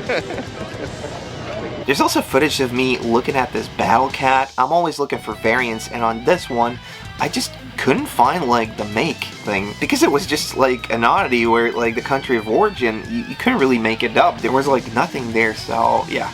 A couple things I regret, and on the second time we went around, they just weren't there. But as you've heard before, one thing I was looking out for was weird toys, and this thing caught me off guard. I didn't even think of like taping it or anything because it just looks so weird. And obviously I'm talking about the 70s Mattel Sucker Man. Yeah, you're reading that right. Sucker Man. This dude had like an old store stock of them. I picked out the orange one because the card was in the best condition. So this is the Sucker Man. You throw him and he sticks. But caution, do not throw against glass. On a place that's smooth and slick, the suction cups will make him stick. Although you think like the suction cups would work best on glass. There is a commercial out there, and it just shows that it'll stick to anything, honestly. So this thing was just like, I don't know why I was drawn to it, but it's cool to have this piece of Mattel history. Everybody's like in the comments like, why did you even buy that? I don't know, I'm drawn to just weird things. The only thing that could make this thing even cooler is if it glows in the dark. Over at the same booth, he had some of the Adventure People stuff, some Gremlin stuff. As you can see, it's old store stock, but it's heavily been in the weather, so it's starting to deteriorate. Another thing I was actually eyeing the day before in Brussels was this purple Sectars guy and his little companion over here. Also with those flimsy wings, still in pretty good condition. Now, what I can kind of like make out of this is because this guy also used to have like the cardboard and tabs over here, is this one was in the original packaging, and I think it got destroyed or it had like a leak because a lot of this stuff this guy had with him had seen, you know, some damage or maybe some water damage, so I think he just pulled those off. These aren't played with yet, so in really good condition. Unfortunately, no accessories with this one. But yeah, picked this one up for 15 euros, and the day before I think they had it at 50, so that's a pretty good deal. And then over at this lady who had some He-Man stuff, she had this guy just standing about. Now, I recognized it, but didn't really recognize it right away, but this is actually a Motu knockoff Galaxy Fighters, which is the subline thing of Sun Gold. This is the Pegasaurus. Now, he is definitely not complete. He's supposed to have wings, he's supposed to have horns, and he's supposed to come with like a little leash, but this guy goes for like crazy money. I actually saw this a couple times on some Facebook groups of knockoff and bootleg collectors, and I was like, I'm never gonna bump into this dude. But then today I did, and man, he has points of articulation. All the legs, they move around. I think like if he would have had more horns, it was even a crazier deal. So I picked it up and I was like, how much? And the lady says like, well, I don't know what it is. Is it He-Man? 15 euros. I said, is 10 enough? And she said, okay, I'll go for it. So this one is definitely going to shine in my collection. Yeah, I wasn't expecting to find this, but this, once again, definitely made the Tom Blue trip, for me, worth it. And then there's obviously some more things I never thought I would see, like this Gremlin Bendham figure. I usually see the smaller ones, LGN, not the best toy makers, but, well, I mean, it's Gremlin, so I couldn't really pass it up. And I actually bought this one, and then, like, obviously, once you find something you've been looking for the longest time, you see a couple more. So I picked up all three. In the end, I think I cleared out the Gremlin section at Tom Blue this year. But yeah, you need multiple Gremlins, so that's why I bought 3 of these, and I'm super happy. Isn't it great? Ooh, all stripes. Oh yeah. After 9 hours, we're just calling it quits? Yeah. I think so. We've done it. We've done it. We came, we saw, we conquered. It's done. We came, we saw, we went away. Went away. We came, we saw, we waited. We did with a smile. And here is the rest of the haul from Tom Blue. We got this cool little glowworm right here. Then we have a Galaxy Fighter. Obviously, I needed one to put on that Pegasaurus steed we found. Then I found a Mighty Max little bat play set. I found this alien toy. I guess it's the scorpion one with both projectiles in it. Then we have a couple of earthworm gem figures. So I never see these out here in Belgium, but yeah, today was the day. Found this dude with his weapon, the Scarecrow or the Psychro. I'm wrong on the name probably. And I found Bob. Yeah, little action dude. Then I got some knockoff She-Ras, these golden girls, not wearing the correct mantle, but yeah, that's what you get. Also picked up some turtle accessories, and there was a Turtley Gang shield in there, so that's always a good one. What else did I get? I got just some random bits I was like, hey, I don't see this too often, or I need it to complete one. And a Bucktail hair gun in there as well. So yeah, fun. This was some of the other stuff I picked up. Yeah. Got a car full of UKers. Yo, what was it like, boys? Hot. Hot, sweaty, but really good fun. Good fun. Lots of stuff. I've got a weird metal plaque. Came all the way to Belgium from All the way to Belgium. Belgium. Well done. We don't know what it is. We don't know what that is, actually. We think it's knockoff. Yeah. We think they tried to make a clock, but failed. Horribly. And, yeah. Yeah. We got that. Oh, Yeah, nice, CompuForce. Computers.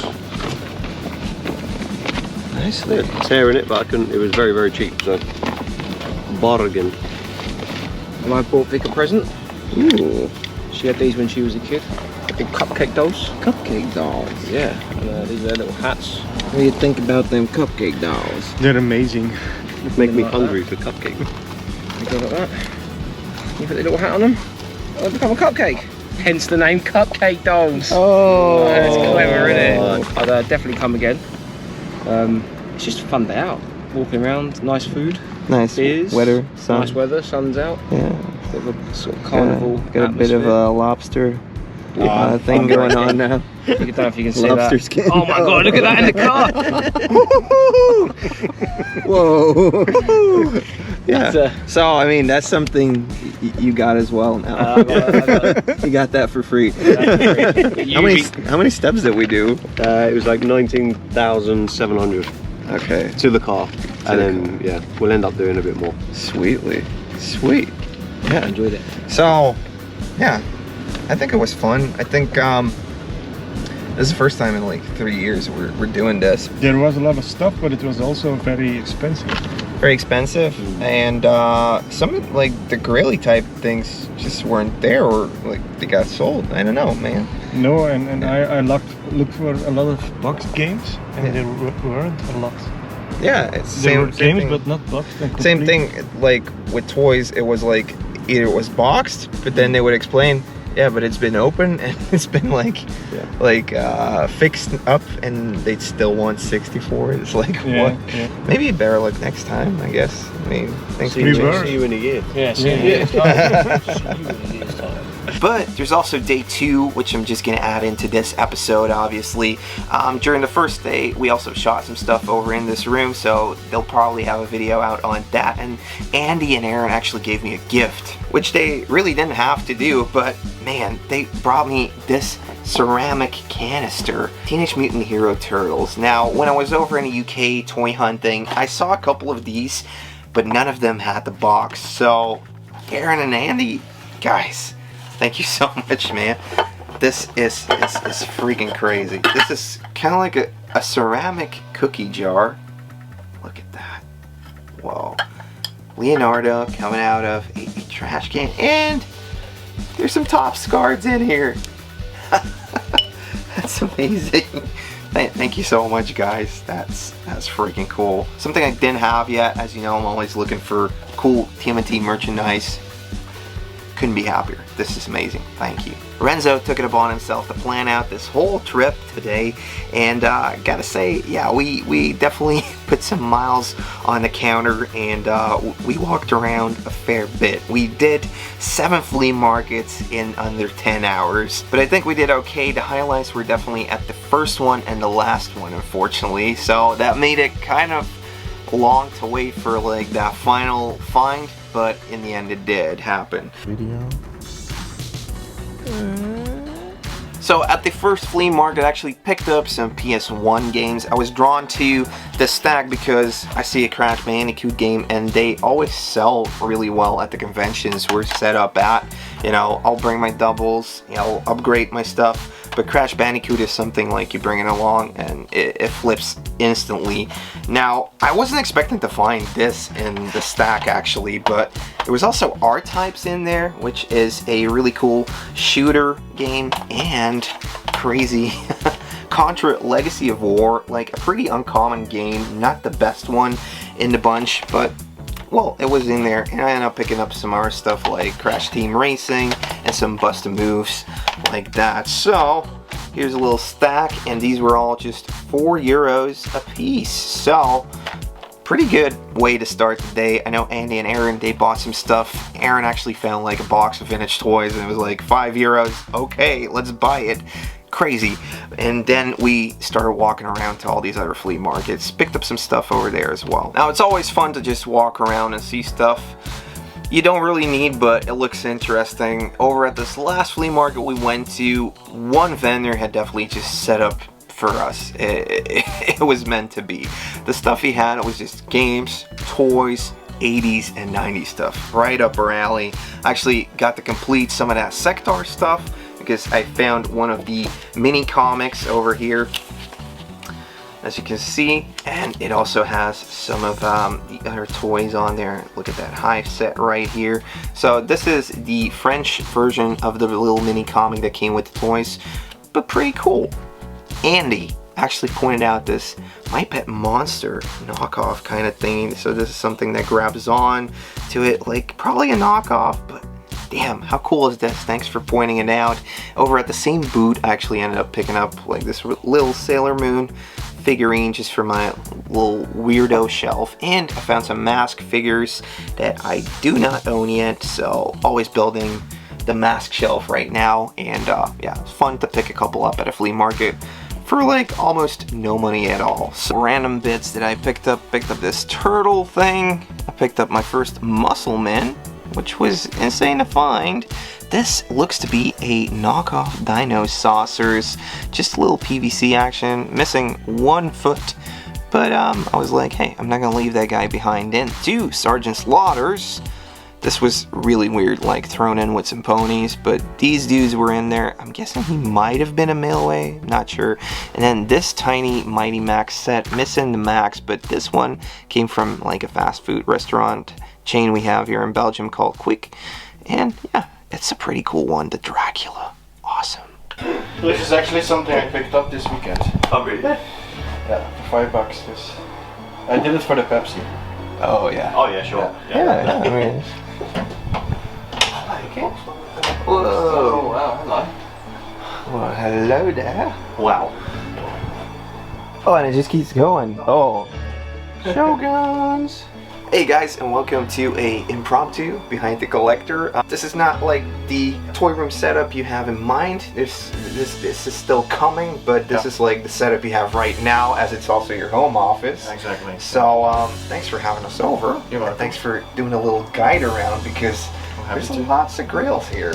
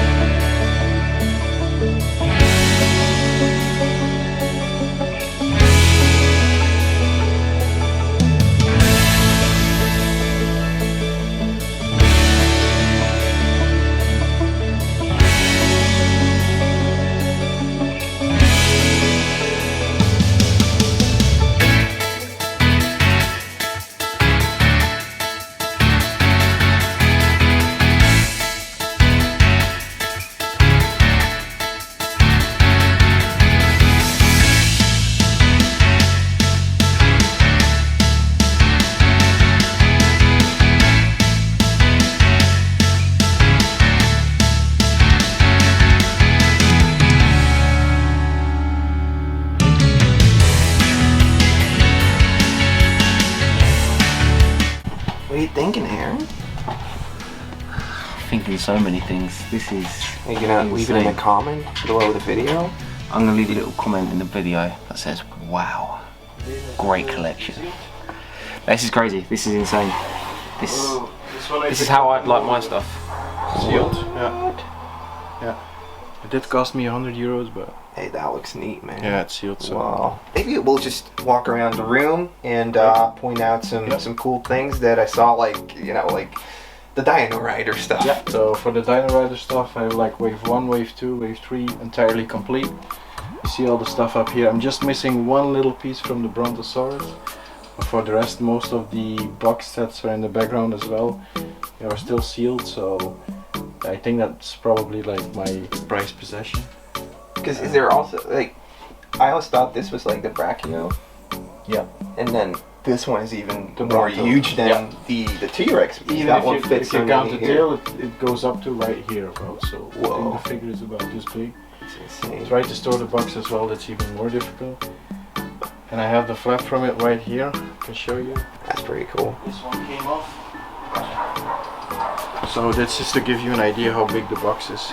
One thing, as we were like walking up the stairs, like the toy room collection is already spread out into the hallway, which creates like this when you come up the stairs, it's like this entrance, this familiar feeling you get when you walk up and you see like Ghostbuster stuff, turtle stuff, and everything. So like a little teaser. Yeah. I guess like most of the stuff comes from your childhood. Yeah, most of the stuff comes from my childhood. So if we go over here, maybe you have like most of the G.I. Joe figures in here are the ones from my childhood. So these are the ones I cherish the most. They are not minty, but because I used to play with them, that's why I keep those. I have mint specimens right over there, but these are the ones I hang on to. Like even these figures, like this is the one I had as a child. It's missing the piece, but I'm still keeping it. And G.I. Joe is like one of the bigger collections you also have. So you almost have all the guys, or? Well, I started collecting G.I. Joe when I was 16 years old. I bought like a big lot in Ghent from a collector that was like ending his collection, and that started off, and it's only been like the last 6 years that I've been collecting all the other toy lines. So yeah, that's why G.I. Joe is still my main collection. I'm still looking for a few boxes because I have all the vehicles tucked away, but I'm still looking for a few of the boxes. So I really like the cover art, like you see here on the Night Raven. The Night Raven, exactly. Yeah. That's an epic toy. And like the other toy lines you're interested in, is it just like stuff you come across and you're like, hey, this looks cool, or is it stuff you maybe didn't have back in the day? Is it all like connected to the 80s, the 90s when you grew up? Well, to be honest, like if you go back to the Dino Riders, I once bought like a couple of years ago like a big collection in Tilburg in the Netherlands. I had to go there like 2 times, trip by car, and I didn't know about Dino Riders because I was born in 1987. It's a bit before my age. But the guy, he had like, it was included in the total package, and he took the T-Rex off from the shelf, and I was sold immediately. And that's why I went into the Dino Riders. Like it's more of a connection I have, like for instance, like Mask is some stuff I had as a child, but I don't feel the connection that much. And I'm now getting into more of like the 90s lines, just because I have most of the stuff from the 80s, to get like the thrill of finding some 90s stuff is awesome. Yeah, because what you mainly do is you either try sourcing collections, buying up lots, but also going to a ton of flea markets and trying to get there early, trying to get all the good stuff that looks great. So there's a story behind each find. That's mainly what you're going after. Like the beginning when the collecting, like early in 2000, I found a lot of stuff in the flea markets, but nowadays it's more of getting to other collectors, swapping stuff. That's where I found now most of the grails, to be honest. Flea markets has long been gone, the glory days, so yeah, that's a bit of the story. But you still get jitty waking up at 4:30 just to find like one Just to find one Leonardo, like missing all the accessories. I'm still like, yeah, I found it. I saved it from someone else, probably going into the bin somewhere. So yeah, that still gives me the thrill, to be honest. Yeah. You see like tons of stuff here. Transformers, Jurassic Park. I noticed, some Conan the Barbarian figures in there, Ghostbusters. So over here we had the old toys, like the ones you grew up with. Here's like more of the toys that are in really good condition. Exactly. You also have a couple of Masters of the Universe grails here. Yeah. You really have a scare glow. Yeah, it glows in the dark. That's what caught my eye. So. Oh man, they're getting really expensive right now. So. Yeah. This isn't Motu though. No. This dude. It's Black Star. Black Star. Triton the Bull from Black Star. That looks cool. Yeah. Looks great. Just missing the saddle, so looking forward to. Oh, you have the dinosaurs. You got Binotops. Yeah. I love how it's like all kind of like thrown together. Yeah, Like not everything needs to be within, because I mean that's what makes it fun for me as well. Obviously this is like your home office. My toy room is my home office as well. How is it like when your coworkers see your surroundings? Do you have to sometimes explain like, yo, you know, I'm in my kid's room? Or nowadays in the COVID, it's like, yeah, you have to blur the background because otherwise you have to explain in every meeting what you're doing. So yeah, but it's not like a distraction for me. It's just a nice environment where I can relax, where I can focus. So I'm in my zone when I'm in here. So it's a stress-free zone where you can just zone out and you know, remember the finds, remember the toys, remember the stories behind it, the people behind it as well. Yeah, I made a lot of friends like collecting, so that's nice as well. So yeah, awesome. Yeah, I mean, we bought tons of stuff, like me and Matthias. Like every time, I think like ever since 2018, we started going to Comic-Cons where you were at as well, and you know, just made a friendship. So. It's just because, like you said, like I've been collecting since I was 16 years old. I'm 35 now. In the beginning, I could find like some stuff to complete the collection. Nowadays, if to find just one single piece, I have to buy an entire collection, and so I'm selling the stuff off just to get like recuperate some of the investment and to just please all the other collectors. Yeah, that's it. So that's why I also like sell off like accessories separately. I just want to help other people complete their collection. So that's most of my aim. And not only do you have the G.I. Joe stuff, but there's also some Action Force. You got the Reps Action going over. Is that a Robo Skull? Yeah, that's a Robo Skull, exactly. Oh man. I'm just missing one leg. But for the rest it's complete. And then you got some of the Steel Brigades. Are there any other G.I. Joes you're really like army building, or is that something you used to do? Yeah.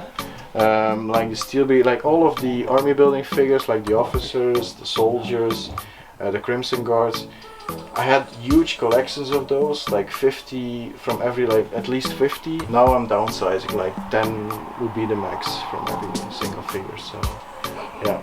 Okay. Yeah. I had to cut it down. There's like a slight regret in this confession. There is a regret because nowadays you can't really find those anymore. They're going for super big bucks right now as well. It's insane. It's insane because going back to, like I said, early 2000, you could find those in lots and nobody would care evenly. So yeah, I think I've just been lucky as well. Like in the 80s, everyone was collecting the Star Wars. I was already buying Turtles, small soldiers, all the stuff like that, Power Rangers, and I have a lot of those. And now prices are going up with that, so. And you got lots of plushies. Yeah, plushies is actually. You got a ton of UKers in here as well. You just started collecting immigrants. Here we have a lot of plushes. It's actually a thing nowadays. If I go to flea markets, the only stuff you find are these plushes. Yeah, and these get left behind by the hardcore collectors because they're like looking for plastic. Yeah, but they might not be looking for like wrapping paper by Turtles. They might not be looking for like a genuine gummy bear. I also saw you got like a Snarf plushie right there. That's like also cool stuff to find. Definitely. And it's also the stuff that's like, if I go to flea markets, my girlfriend also goes. She collects clothing. Okay. And she also loves the plushes. So that's something we have in common. So that's why we have it up here. So. Is there maybe like a top 3 pieces in the collection you feel are grails or you wouldn't be able to part with right now? The first one would be over here. Let me just put this Shogun out the way. These are like the sealed set of the accessories, like the cliff climber. Those are Euro exclusives. Those are Euro exclusives, exactly. I'm still missing the third one. I'm still looking for it for an acceptable price, but these are ones I will never let go for sure. Yeah. I was gonna ask, can we maybe take them out to show them? But there's like a stinger in the way. I don't want to go near those wings, man. Actually, I have 2 of those. Oh yeah. The other one is tucked away safely because this one also had the 6 wings, and I put it in the shell and 2 fell off. So that's how fragile stuff is getting. So over here we got the scuba attack one and the cliff climber, and I don't remember what the other thing's name is. Is it Tower Tools? Tower Tools, yeah. Tower Tool. Yeah. Tower Tools is the last one. But yeah, those are like really cool packages. Too bad it doesn't have like a window box or anything, but then again it's just an accessory, so what is there to window box in that? I just like the goat on it, so... You have one My Little Pony. Yeah, I have a special My Little Pony because it's the one that dances around. Oh, okay. That's why I kept it. I just like the mechanism. That's amazing. Yeah, I never found this one, so I don't know if it's a grail or not. I just like it, so I keep it. It's pretty cool, yeah. My random shell. Okay, so that was piece number 1. Yeah. My second one would be over there. It's something I got by a friend of mine who has a shop. I saw this before and I was like, are you gonna sell that? But no. No cake. No cake. No cake. No cake, Freddy. You know I like My Pet Monsters, but this is a Spanish version. And it's still in the box. Complete. He found it in a tiny little store, like a department store. It was still sitting there, same price it was back in the day. So yeah, I just love it. I'm just hooked on it. Yeah. Oh, it's rubbery. Yeah. When he sent me the picture, he was picking it up. I couldn't sleep that night. So just anxious to get it over here. So yeah. Can we see the back? Yep, for sure. Why are there holes in here? I wonder. This thing opens up like nose as well. For the original price of 1,895 francs. Quite expensive even, to be honest, yeah. Yeah, but nice. This is an exclusive, nice piece. It was just sitting there in a department store, between the kitchenware and everything, so... this must have come out of Spain or something like that, right? Solo tú puedes salvar a los temblors de su tormento. Sus cadenas se romperán cuando alguien sueñe con ellos. Hazlo, sálvalos. Pero cuidado, si se ponen nerviosos, gritan y se estremecen. Nadie sabe de lo que son capaces. Atrévete, los temblors de Vir. Los Temblors. Los Temblors. Los Temblors, yeah. Wow. It's actually based on the original from the States. Yeah. Wow. Nice. Nice. Yep. Nice piece. I wonder what's on the list in number 3. Number 3 will be difficult because I have so many stuff. I'm doubting between either the Belgian Tomahawk box, because that was one of the vehicles I wanted to have as a kid. Didn't get it, but my parents didn't want to sell it, but it was just a bit too late. I always liked it because my nephew was into G.I. Joe and I used to play with his toys, so it got me actually into G.I. Joe. But I think I'm gonna go for the Shogun Godzilla. The reason that his brothers are over there or in the collection, but the Shogun itself is downstairs. It's the only piece I can keep downstairs from the girlfriend. She loves it as well. She allows it, and it's also because the story behind it. It was like somewhere in Western Flanders. I went to pick up like a small batch of Murtaugh figures because the guy said like, look, my son died. He was a bit older than me, and he said like, okay, I'm getting rid of the stuff. And I was going to the bin. Through the bin, and then he said like all of a sudden I looked over and he had like on a coffee table random he had the Shogun Godzilla complete, and I was like, okay, are you selling that figure? He was like, yeah, it's from my son, it's been there 20 years, I don't know. And I was like, yeah, whatever you say, like what's your price? And he said 50 euros, and I think that was the quickest 50 euros I got out of my pocket. And I was trembling a lot. I think he noticed it. That's the thrill, like you go for, yeah, like, yeah, oh my god, what's happening? That's the story behind adrenaline kicking in. Yeah, and it's immaculate, so yeah, I think that would be number 3. Yeah, okay, for sure. Well, sweet, man. Thanks so much for letting us into your Zen zone, this anti-depressant area where you do your work. My work office, yeah. Well, hey guys, welcome to a brand new video. Today we're over at Laszlo's. Thanks so much for having us over. You're welcome. And we're gonna check out his collection, maybe shoot some type of behind the collector. And then we have some totes over there filled with toys for us to go through. Oh yeah, are you guys excited? I had a nap, so I'm ready. That's the reason why I had a nap. So if you've been watching the channel the last couple weeks, you know that Erin and Andy, they came over from the UK. We went over to some flea markets. We went over to Brussels. We did a tour over at Laszlo's room, and now we get to go through his boxes of doubles of stuff that's for sale.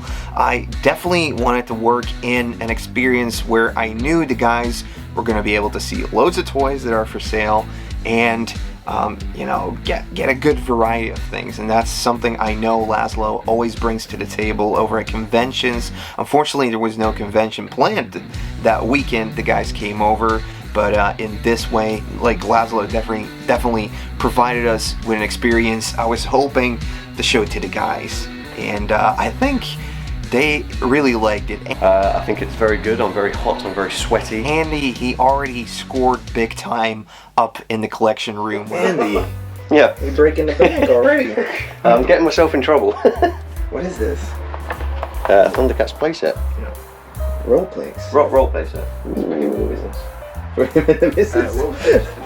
And you're picking up It will fit in a the suitcase. new lunchbox. I'll get myself a new lunchbox because, you know, Go to style. I've got to eat or work every day. It's cool. Yeah. Sweet. Man. Can I get it? Yeah, I think it would fit in the case. It will fit in your case. No, I know, but I'm just worried about. We can bubble wrap it. We have tons of bubble wrap at home. I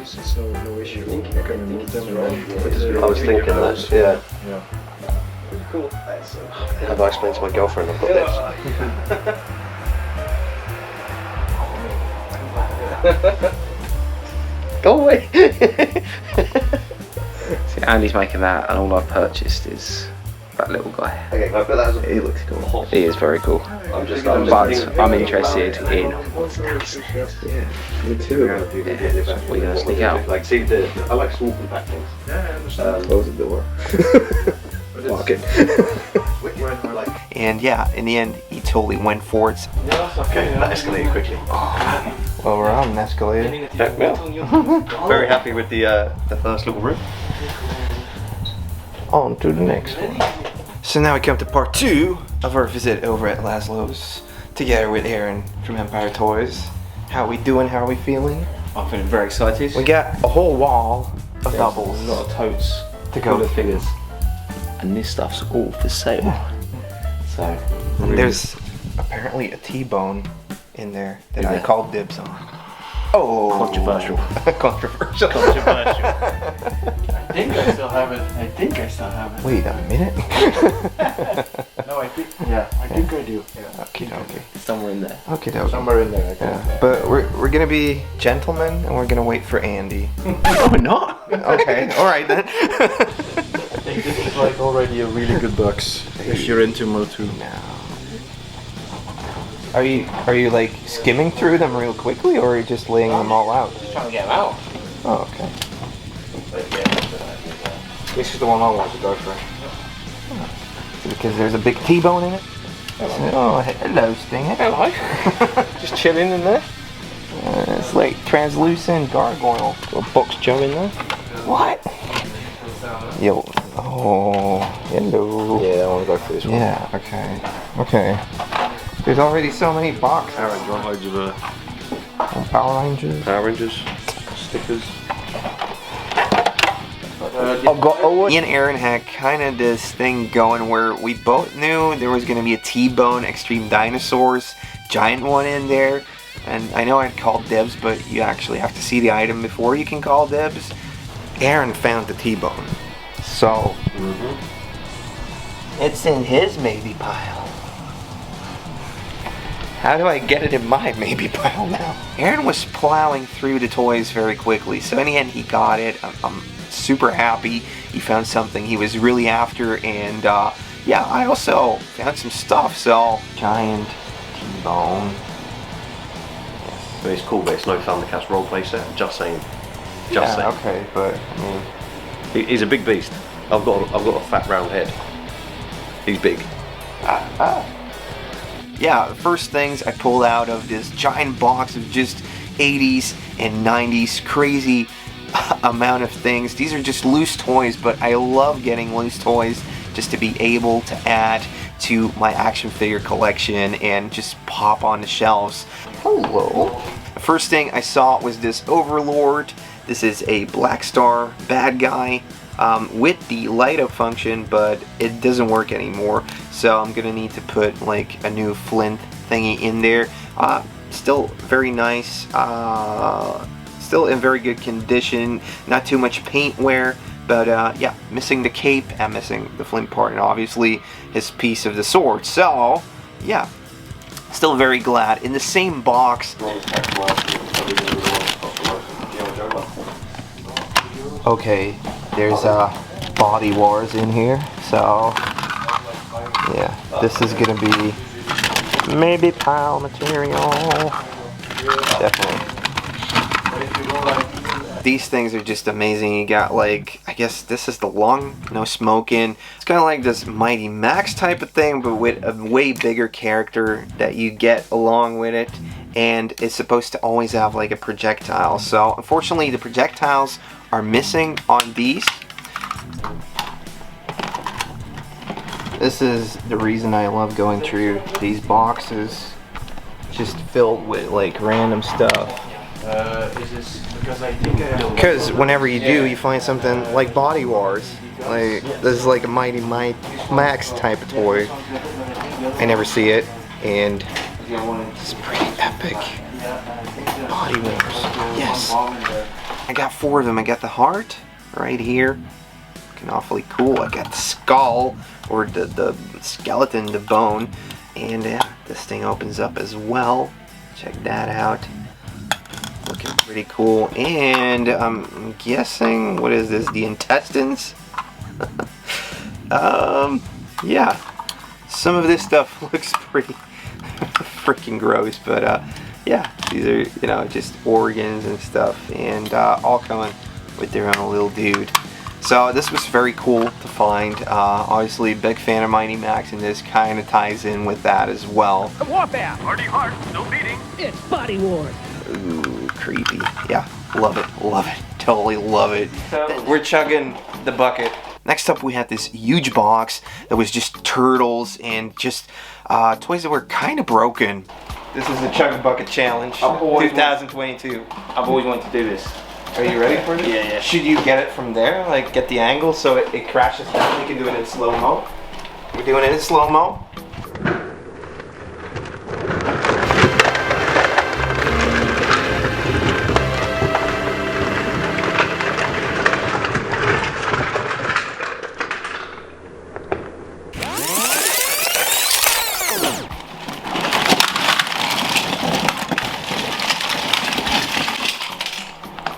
Right, I don't want any of it.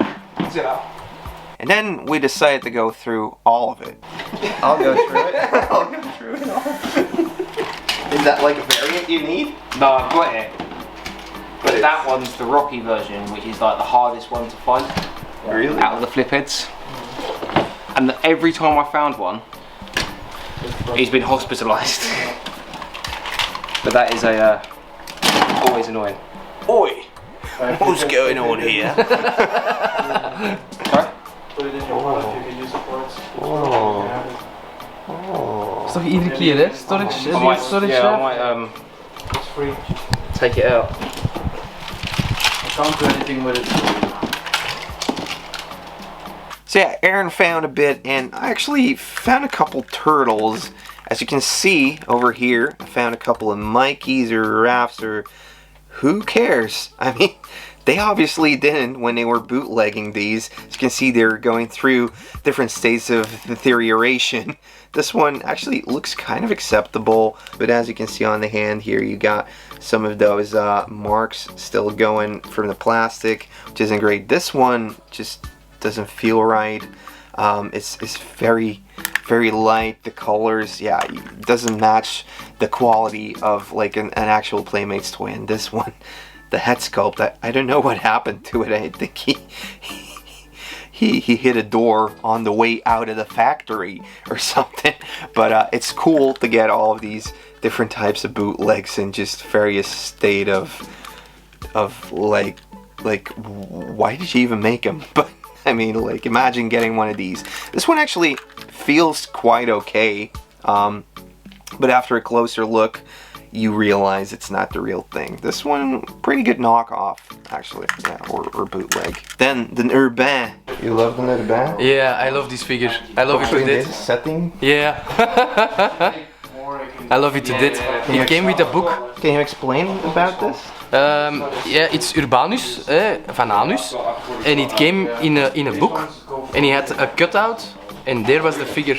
The figure weighs like a ton. A ton, yeah. So he's like a Belgian comedian. Yeah. And he sings, and he just like some folk songs. And yeah, he did music. Really great. Yeah, it was against the regime. Yeah, and it was like a bit of a rebel. Yeah.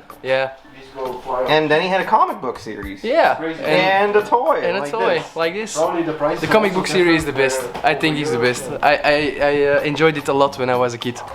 I still have all my comics from Urbanus. You have the book, where you put. Yeah. Ik heb hem ook, hè. Yeah, man, I was super glad finding this. I grew up listening to his comedy shows. Like, this is definitely like a real Belgian thing. So it's cool to finally have like a plastic representation of all those good times growing up and just laughing my ass off with this dude. PVC plastic made in China, so he's definitely going on the shelves because, yeah, he was part of the childhood, so that's another fun find. Someone will take it. So I was going through this little box right here, and we found all these combos, almost like, I guess maybe a full set of these. They're like, you know, like Rambo, what is this, like Terminator like style things. These need to go as a set, but they do have their weapons. So let's think about it. Let's think about it for a little while. I think they're pretty cool, man. Yeah. In the end, I decided not to go for it because it just wasn't liking the general, you know, color schemes they came with and everything. But I managed to find an artillery gang with his legs broken off, unfortunately. I also had a couple bootlegs already set aside. I got this Galaxy Warrior or Galaxy Fighter, missing a weapon, but he does come with a shield and an armor. And this one is in really nice condition, no paint wear. And I found a Remco Warlord. Awesome. He doesn't have any accessories, but he does have his cape and these two winging type of things attached to his helmet are still intact. So oh, I love this. I was definitely looking to get this guy, so super glad about adding that one to the collection. Should have lost a few pounds, but got a little clamp champ. Clamp champ or clamp? Yeah, whatever. I got this guy. We've got went through most of the boxes, right? Yeah. I think we've dug deep to as much as we can. We went through all these. We got some maybe pilage going. Maybe pilage. Oh, you actually have quite some stuff here. Maybe pilage. So I really need to rein it in. You need to go through it and be like, okay. Because I've got my definites already. You got your definites? I've got my definites from upstairs. Okay. The special upstairs room. Now it's I managed just to get a couple of bits. Now this is do I, don't I? At Leslow's room, I actually picked up something. I picked up like wall decorations from the French part, or is it Tortugas? So it might actually be Spanish or Portuguese. But yeah, you got some rafts on there, so some wall decorations. You don't see this too often, so I had to pick it up. And in one of the boxes, hey, hello. This is the Big Jim Monkey, and as you probably know, Master of the Universe repurposed a couple of things like Zor and the Battle Cat, which was like a tiger, and just the eagle in Big Jim. They repurposed it for Master of the Universe. They just threw a new color scheme on it. Actually, for the monkey, they had a whole new thing in mind, and they did end up making it in the Classics line, Rigor or something like that. So sorry about the name, but yeah, already found one of these and sent them off to one of my customizers, my buddy Javaho Creations. He's gonna try and make something that looks like the prototype that exists out there, but also wanted to have one to pop next to it so I can like show like, hey, this is what it actually was gonna what it actually was, and they were planning to do this with it. So yeah, this is my maybe pile. Hey. Obviously, we're going through all these buckets. We're finding cool stuff, I think. Andy found some great stuff. Erin found some fun stuff. But Matty, he walked home with the big prize. Yeah. Ja, robots of zoiets tot erop. Yeah. That is amazing. Robots. What is this? Robots. Look at the afro on online though. He's got an afro. Look at the snarf. Snarf. He's like a minion. He looks like he's in Kiss. Yeah. Yeah. Look at the what's it called? Like the blue one. Panthro. The Panthro. Yeah.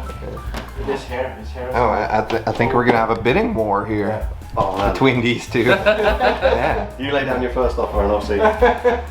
What? He's getting it for 5? No way. No. 25, eh? Laszlo's thing is always about trying to help out our collectors, and he opened up his boxes with accessories and stuff, so I was able to get some more Ghostbusters ghosts I didn't really have yet. This one looked really awesome, and I love this one. This one goes on top of one of the figures, and then he's, you know, stuck in there. Found a Z-Bot. Let's just quickly get these out of the way. Found a Z-Bot. I think this dude is masked, but I'm not sure. He looks really metally. Found a gun for Skeleton Warriors.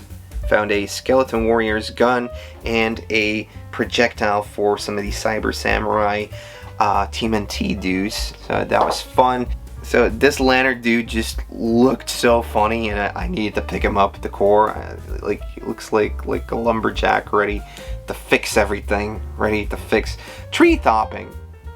The tree topping company. We got the bad dude from the Action Force. Yeah, what is his name? Buckethead or something like that. So that was fun. He has his hat, and he has his hat. So I mean, I had to get him, obviously.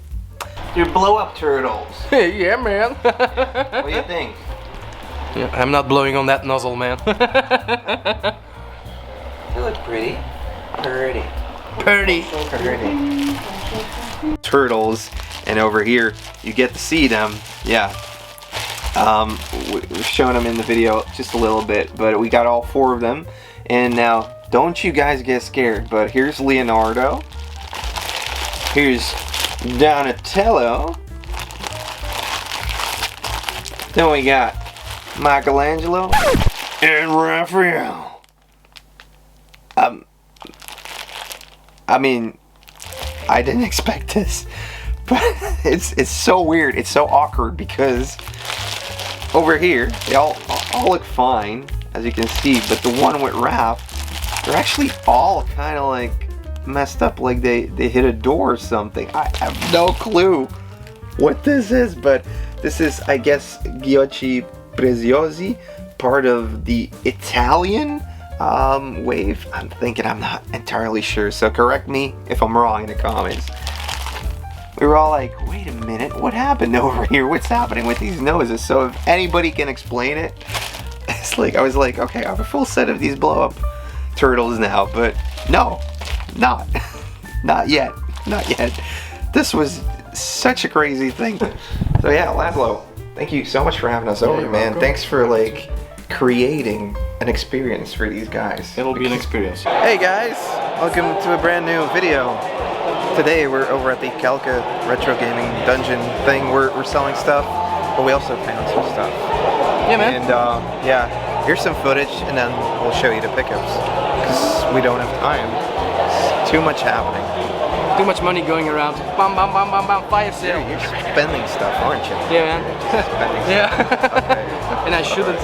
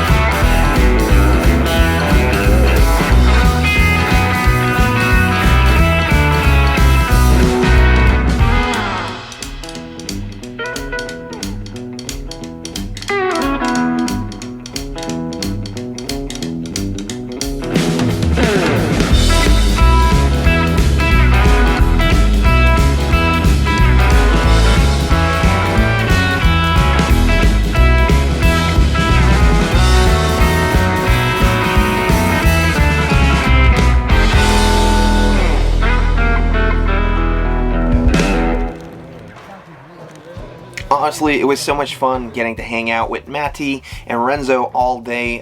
We were mainly there to sell, to get rid of some doubles, so thanks to everybody who came by, bought something off of my table.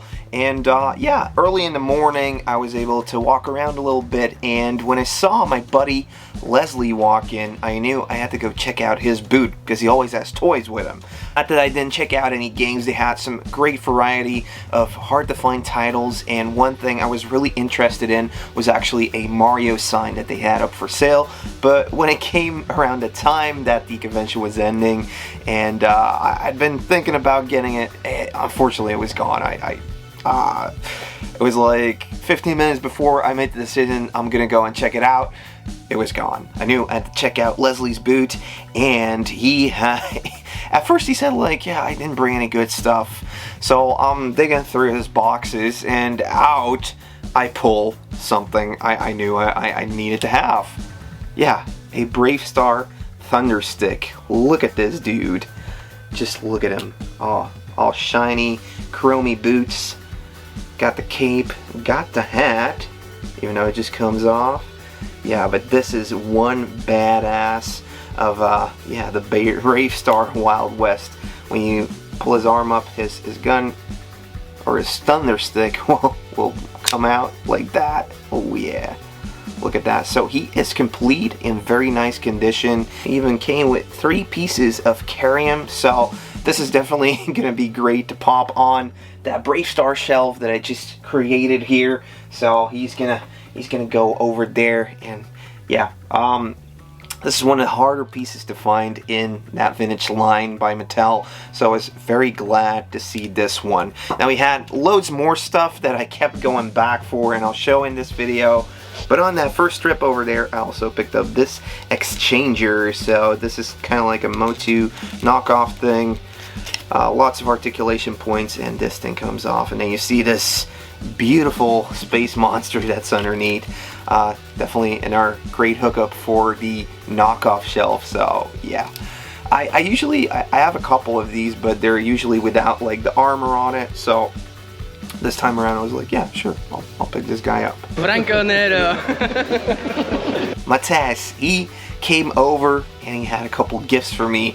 Now, we had been talking about this, and I was super psyched to receive this. I can't stress how much this is like one of the things I'm crazy about. This is original 90s TMNT merchandise. You can't see it like this, but it's a play tent. So yeah, like you have the Motu one, and you probably have, like every toy line had this. Basically a Teenage Mutant is a hero turtle tent. So you got April on there, you got loads of awesome turtle art.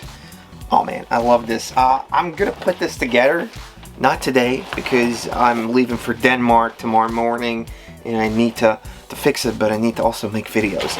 But Matthäus, like he told me like, oh, I found some stuff over in the attic. I'm gonna sell it at like a flea market, or do you want it? And I'm like, I'll give you my money. But he was like, yeah, no, you can have it. So thanks so much for, you know, donating this to the channel. And also had this drawing set. So you got your eraser, you got your sharpener, you got your colored pencil, and your big pencil right here.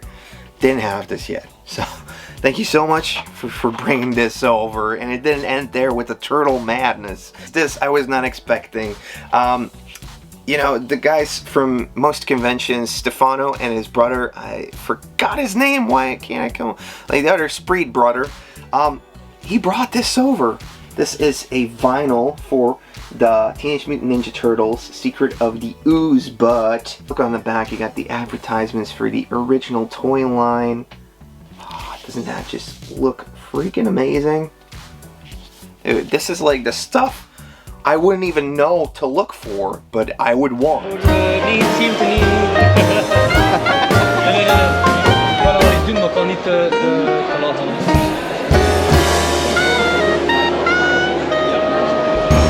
Oops, I did it again. Bought me some Beast Wars. Yeah, man, I had to buy it. I loved this show growing up.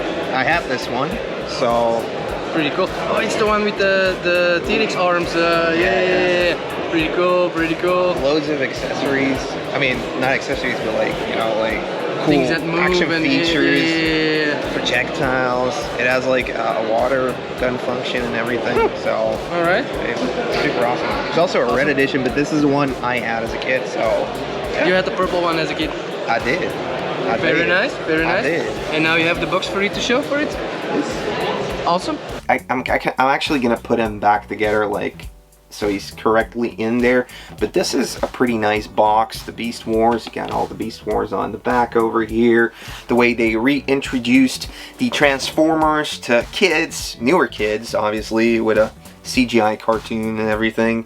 But after the G2 original Transformers just weren't selling enough, they created Beast Wars. Already found this one over at a thrift shop, actually. Yeah, it's still on there, €2.50. But this is one I had as a kid, so I'm always a sucker for getting stuff I had as a kid, and I really liked like this thing. It has so much accessories, it has so much features, it's crazy. I'm always a sucker for getting those back again and just feeling nostalgic about it. Are you jealous? Nah. Are you ever jealous? Sometimes. Not of the toys, eh? Ultra Megatron. How about how about the blanket you're using? Yeah, man. What about it? What about it? Heard Andy's really sour about that one. Yeah, and he can suck a lemon. So Matthias also enjoyed himself, and at the last moment when we were walking around right before the convention started wrapping up, I actually spotted New Adventures He-Man figure that I didn't have yet. So this one right here, I think his name is Headbutt, but I'm not sure. I haven't been able to check yet, so sorry if that's wrong, but has this action, yeah.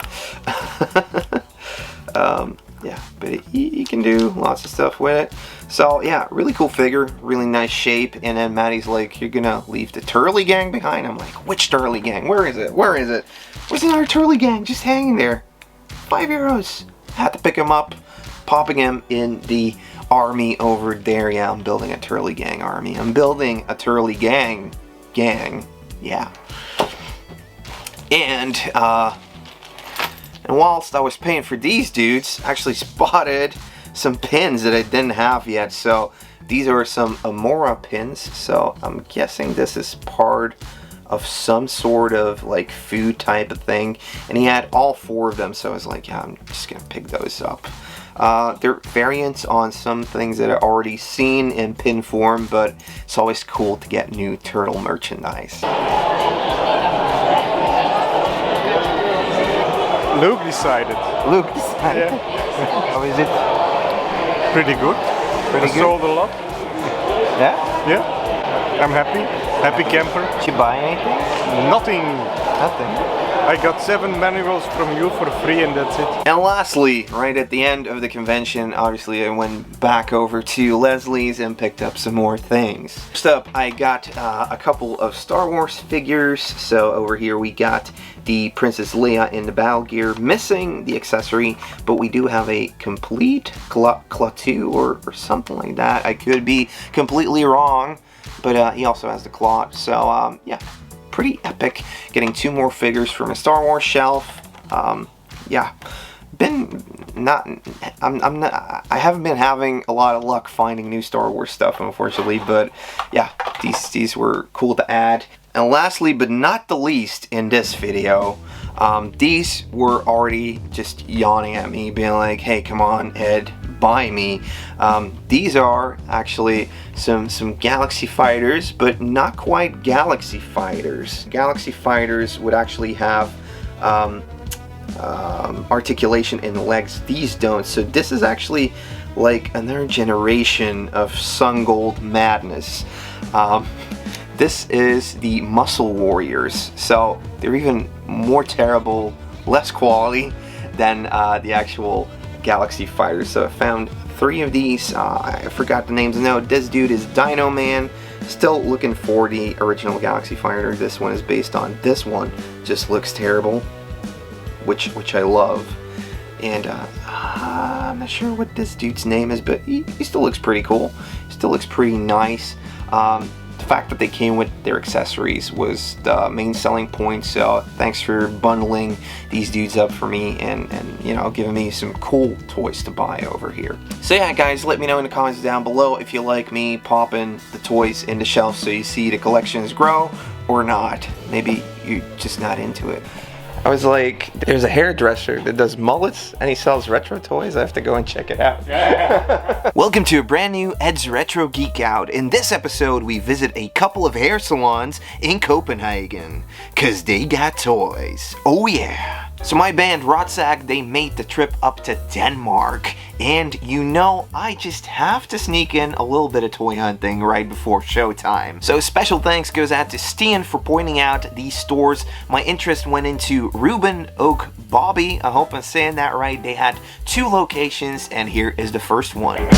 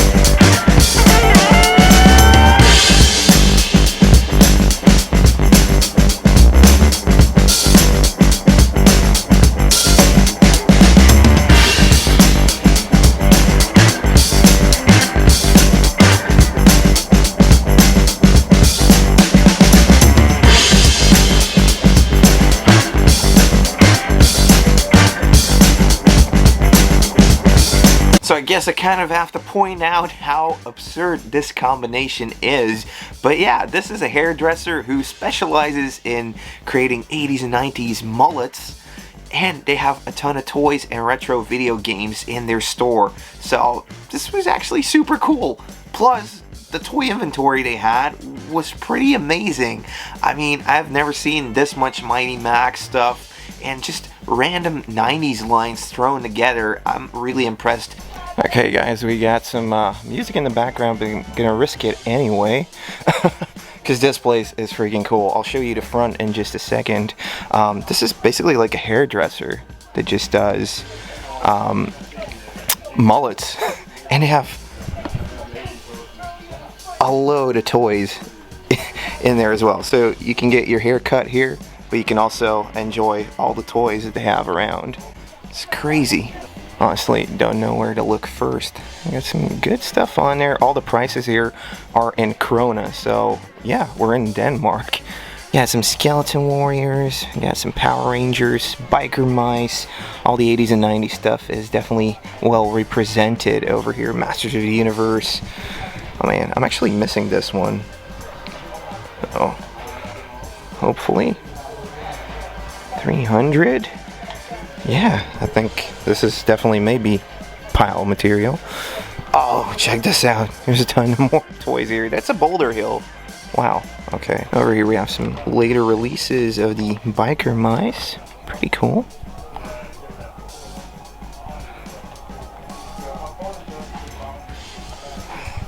It just keeps going. There's freaking toys everywhere. Now, obviously also a nice variety of video game stuff. So yeah, what's underneath here? More Dino Riders. Is that a massive amount of Dino Riders here? Check it out. All of these. We got the big T-Rex. It's got 1,500 krone on it, but it's actually not that bad of a price. And over here we got Mikey. That's a tougher one to get. It's pretty nice to see so much turtles here. Got some knockoffs. Some fun knockoffs here. This is a cool one. Yes, Golden Girls. Gloop. And over in here, there's just so many Mighty Maxes. It's crazy. It's crazy cool. See. One thing that definitely caught my eye right away was the mega head from Mighty Max, the Skull Master. And you know, I obviously had to pick it up. This is Mighty Max Assaults the Skull Master. Pretty gruesome compared to some of the other ones, but don't you just love it? I mean, this thing is pretty insane. I'm not sure if this thing is complete. I know it's missing the projectile that goes in here, but apart from that, I honestly don't see it too often, and I knew I just needed to have it. So, super glad I got to add this one to the collection. And I know I was gonna try and planning popping it in the shelf, but I just don't have room. I'm gonna have to see how that works out. So I ended up meeting Bobby over there, who is one of the owners, I guess, and he was a very cool dude. Oh yeah, definitely. You got some Galaxy Warriors even. Yeah. Wow. Those are the ones that I have only one of, but yeah. buy the two if you want. Very nice to chat with, and he apparently was like, "Hey, do you need some Dino Riders?" I'm like, what is happening over here? How does he know I'm into Dino Riders? They had a ton of Dino Riders there, even a T-Rex. I was actually thinking about picking it up. It had a pretty okay price on there. I think what it ended up coming down to was maybe 150 or 60 euros for a complete T-Rex, which isn't that bad. Prices are going crazy for those right now. But then it finally hit me. I was wearing a Dino Rider shirt, so that's why he was like, hey, you need to check out all my Dino Rider stuff. Pretty cool because he had a ton of things. Unfortunately, nothing I was gonna go ahead and get that day. But there were a couple more things on the shelves over there. One thing I didn't think I was gonna be able to find was this street shark I don't have now, knowing it's not an actual shark, but this is one of the variations they put out on Dr. Paranoid. I hope I'm saying it right, because I always mess up Paranoid and Dr. Paradigm or whatever. But this is the Power Bite Paranoid. So, pretty happy about adding yet another character I don't have yet. And yeah, he looks cool. Was hoping to find some more sharks I didn't have, but it's always fun to add these extra characters, or, I mean, the main bad guy. Why not? Looks cool. Looks in decent condition. Has like this water gun function over here. The power bite thing works. All of these attachments are still there, so that's pretty nice. And you just have to look in this store. Definitely, like, if you're in Copenhagen, if you're in Denmark, definitely try and check out both these stores. You'll walk in and you won't know where to look first, but you really have to look everywhere, like surrounding all of the parts where they do the hairdressing. There's toys everywhere and almost everything is for sale. So I ended up finding another Galaxy Warrior over there, and over here you have the whole address and the thing where you can find these guys. This one I didn't have, some sort of a bull type of deal. And it's actually like a muscle warrior, so because the legs don't have articulation. But that's cool. Yeah, I mean, didn't have this one. We'll pop it in the shelf. Dude, this is this is epic. Yeah. And Bobby also has his own custom-made Bobby character on card there. He pointed out that there's actually another store I really need to go and take a look at. They have more turtles there, is what he said. So, you know, I'm gonna have to do it. But right as I was walking out over there, next to like a scare glow and everything, I see at the corner of my eye this thing right here. Is this one broken? Or... yeah, it is. Yeah, because the thing fell out. Oh, yeah. But it's for sale, Phil? No, yeah. Oh, yeah, it is for sale. Are you sure? Yeah. Yeah, I'll take that one. Okay. Yeah, sweet.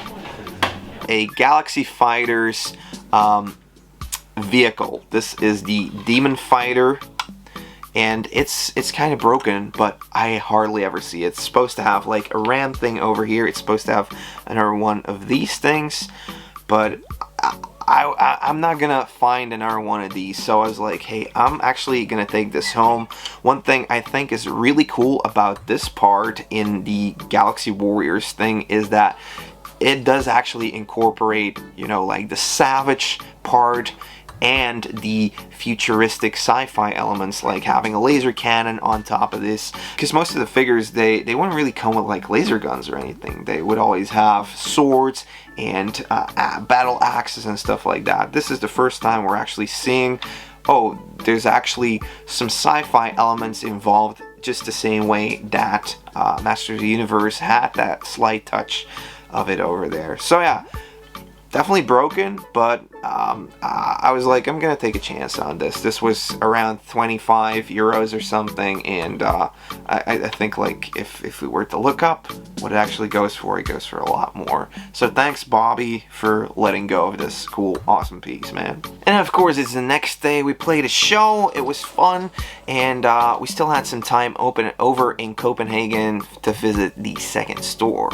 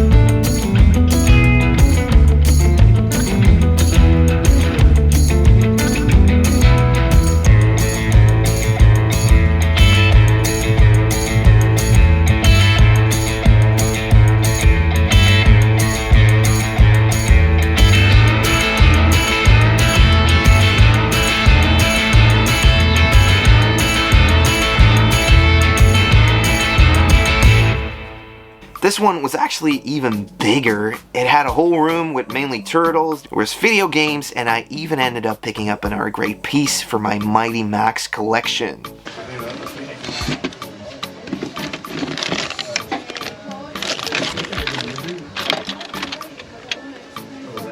Tiger. It's awesome. Yes, yes. Mighty Max defies the Dreadstar. So yeah, another piece I was definitely looking for. I wish I'd actually checked out more of the Mighty Max pieces in the first store, because there were definitely some more I was in need of. I think this dude is actually complete, so that's pretty epic. Also, don't have room to pop this one in the shelf. I'm really gonna have to do some redecorating over on that one, but this thing, once again, oh, love it.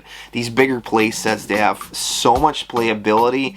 It's not something I would probably bring along on a car ride, because I would lose all the little guys that it comes with, and it does come with a massive amount of them as well. But this is just like Bluebird Toys being inventive, being insanely creative with what they can do with these mini play sets. Insane. So definitely loved picking up this one, the Dreadstar. And then there was obviously a lot more to see in the second store, although a lot of the figures there I didn't really need. I guess in the first store I should have picked up some of those biker mines that I never see. But when I was about to leave, I turned and I saw something at the corner of my eye, and I had to just pick it up.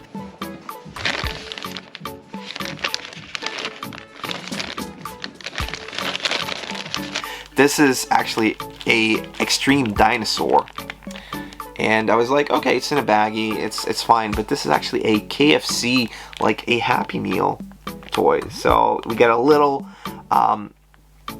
So we got a little bullseye in here, which just looks freaking amazing. It comes with like a little standee and everything.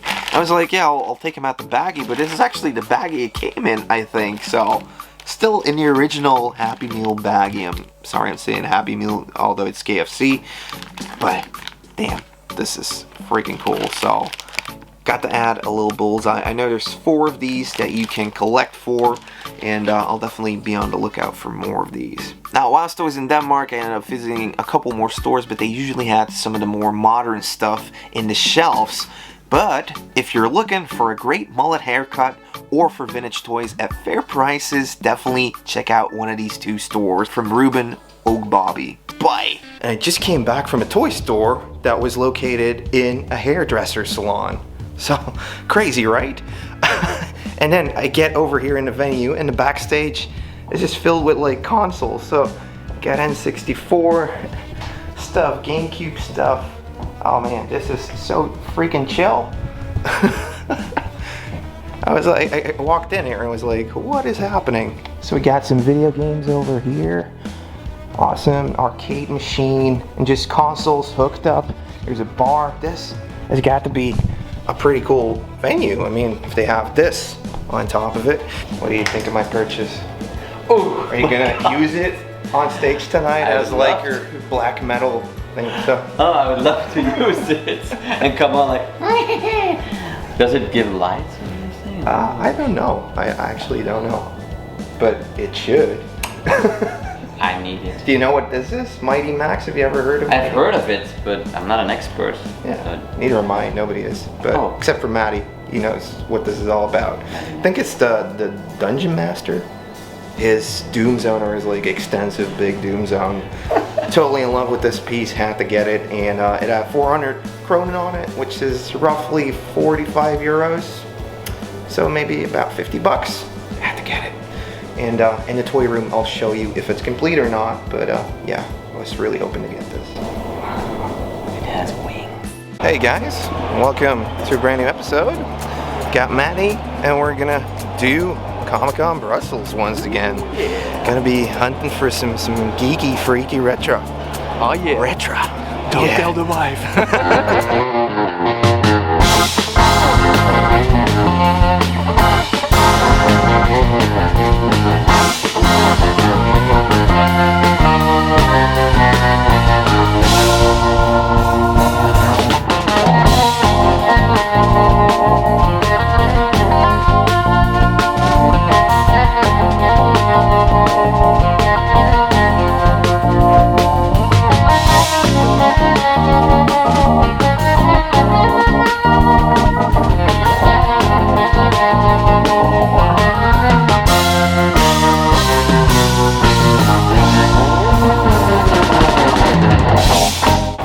What's up, man? Hey man, how are you doing? How are you, man?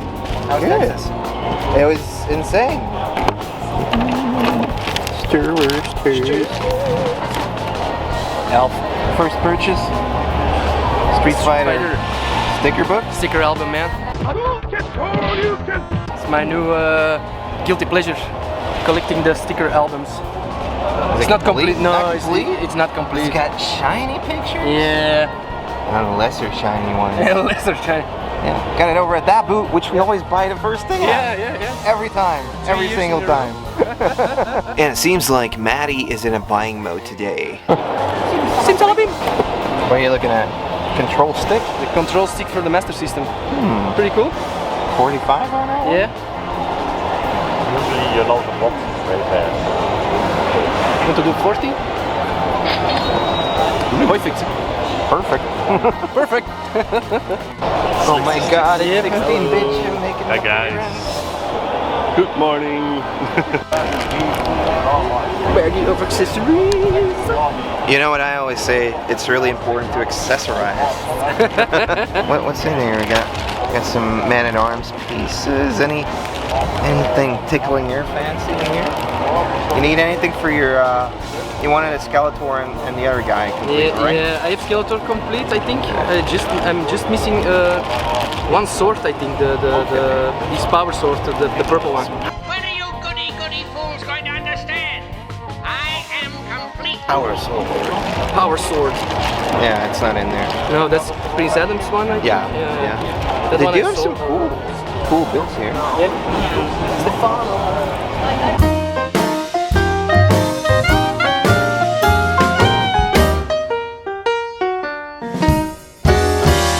I just like completing figures, and here's even more buckets of accessories.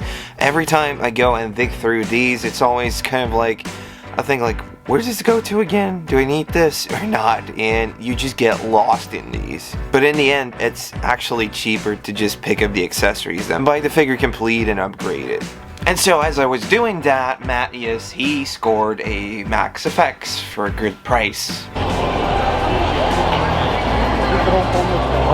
Wat? Je hebt dat weer gezien, of wat? Uiteraard. I mean, I wanted that. So, my instinct told me, hey, go and see if there's anything else he would like. Then I can kind of like introduce it, maybe take his attention away from the Max Effects and it'll be mine. So I find this Mighty Max thing on card, I go and dangle it in front of his face. Look what I found. And like a true friend, I just brought it over. Mighty Max, Mini, Warhead, on card. My Cruisy, Lobotics, on card. Awesome. Think I might have to get this one. Maybe we should watch what they have first and then bundle. I have stuff. some pre-made deals going on. Yeah, pre-made deals here. Yeah. With Laszlo. Hi. We got the bug. Cool. That's a good one. Nice. You're striking up quite the tab here, eh? No, he's dead set on getting the Max Effects thing, and he's probably getting the Mighty Max thing as well.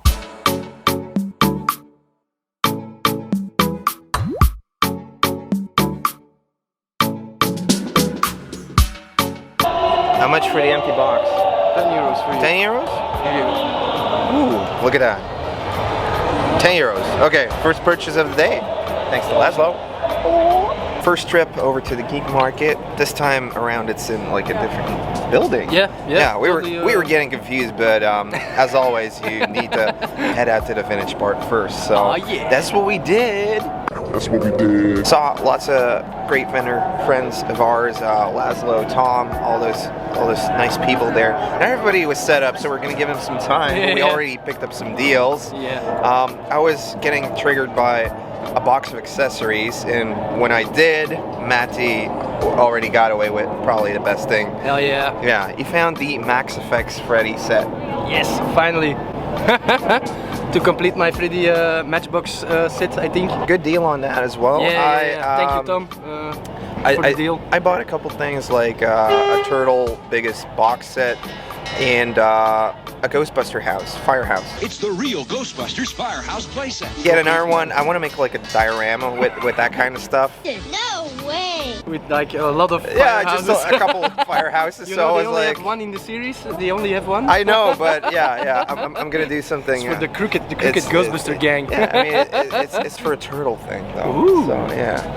Oh no. Okay. Yeah, you'll have to wait and see what we're gonna come up with. Hell but yeah. I think it's pretty cool. What else did you buy? You bought tons of stuff. You bought Mighty Max? Yeah, I bought some missing Mighty Maxes. I was missing like the I don't know how it's called, the cyber one with the skeleton with the laser eye. Yeah, I'm not sure about that one.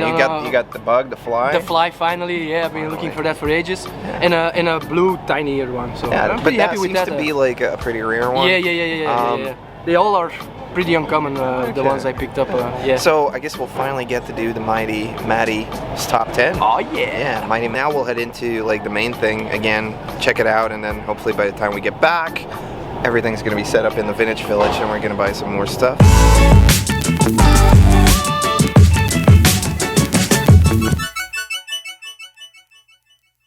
It's definitely great to be back here. We got the whole vintage crew setting up. You got Stefano, we got Laszlo, we have Tom's Toy Treasures, we got Jake, and a ton of more people. Without these, it probably wouldn't be worth for us to come over to these conventions.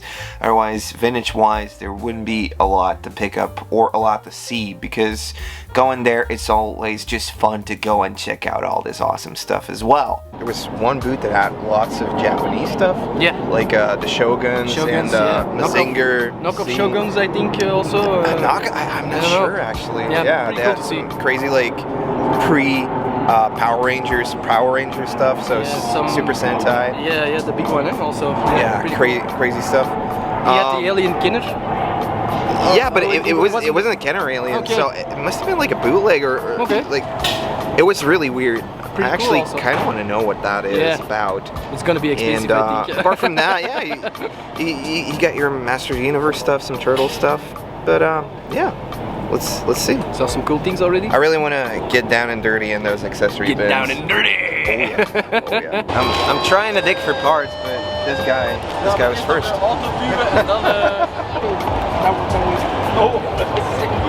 Nice.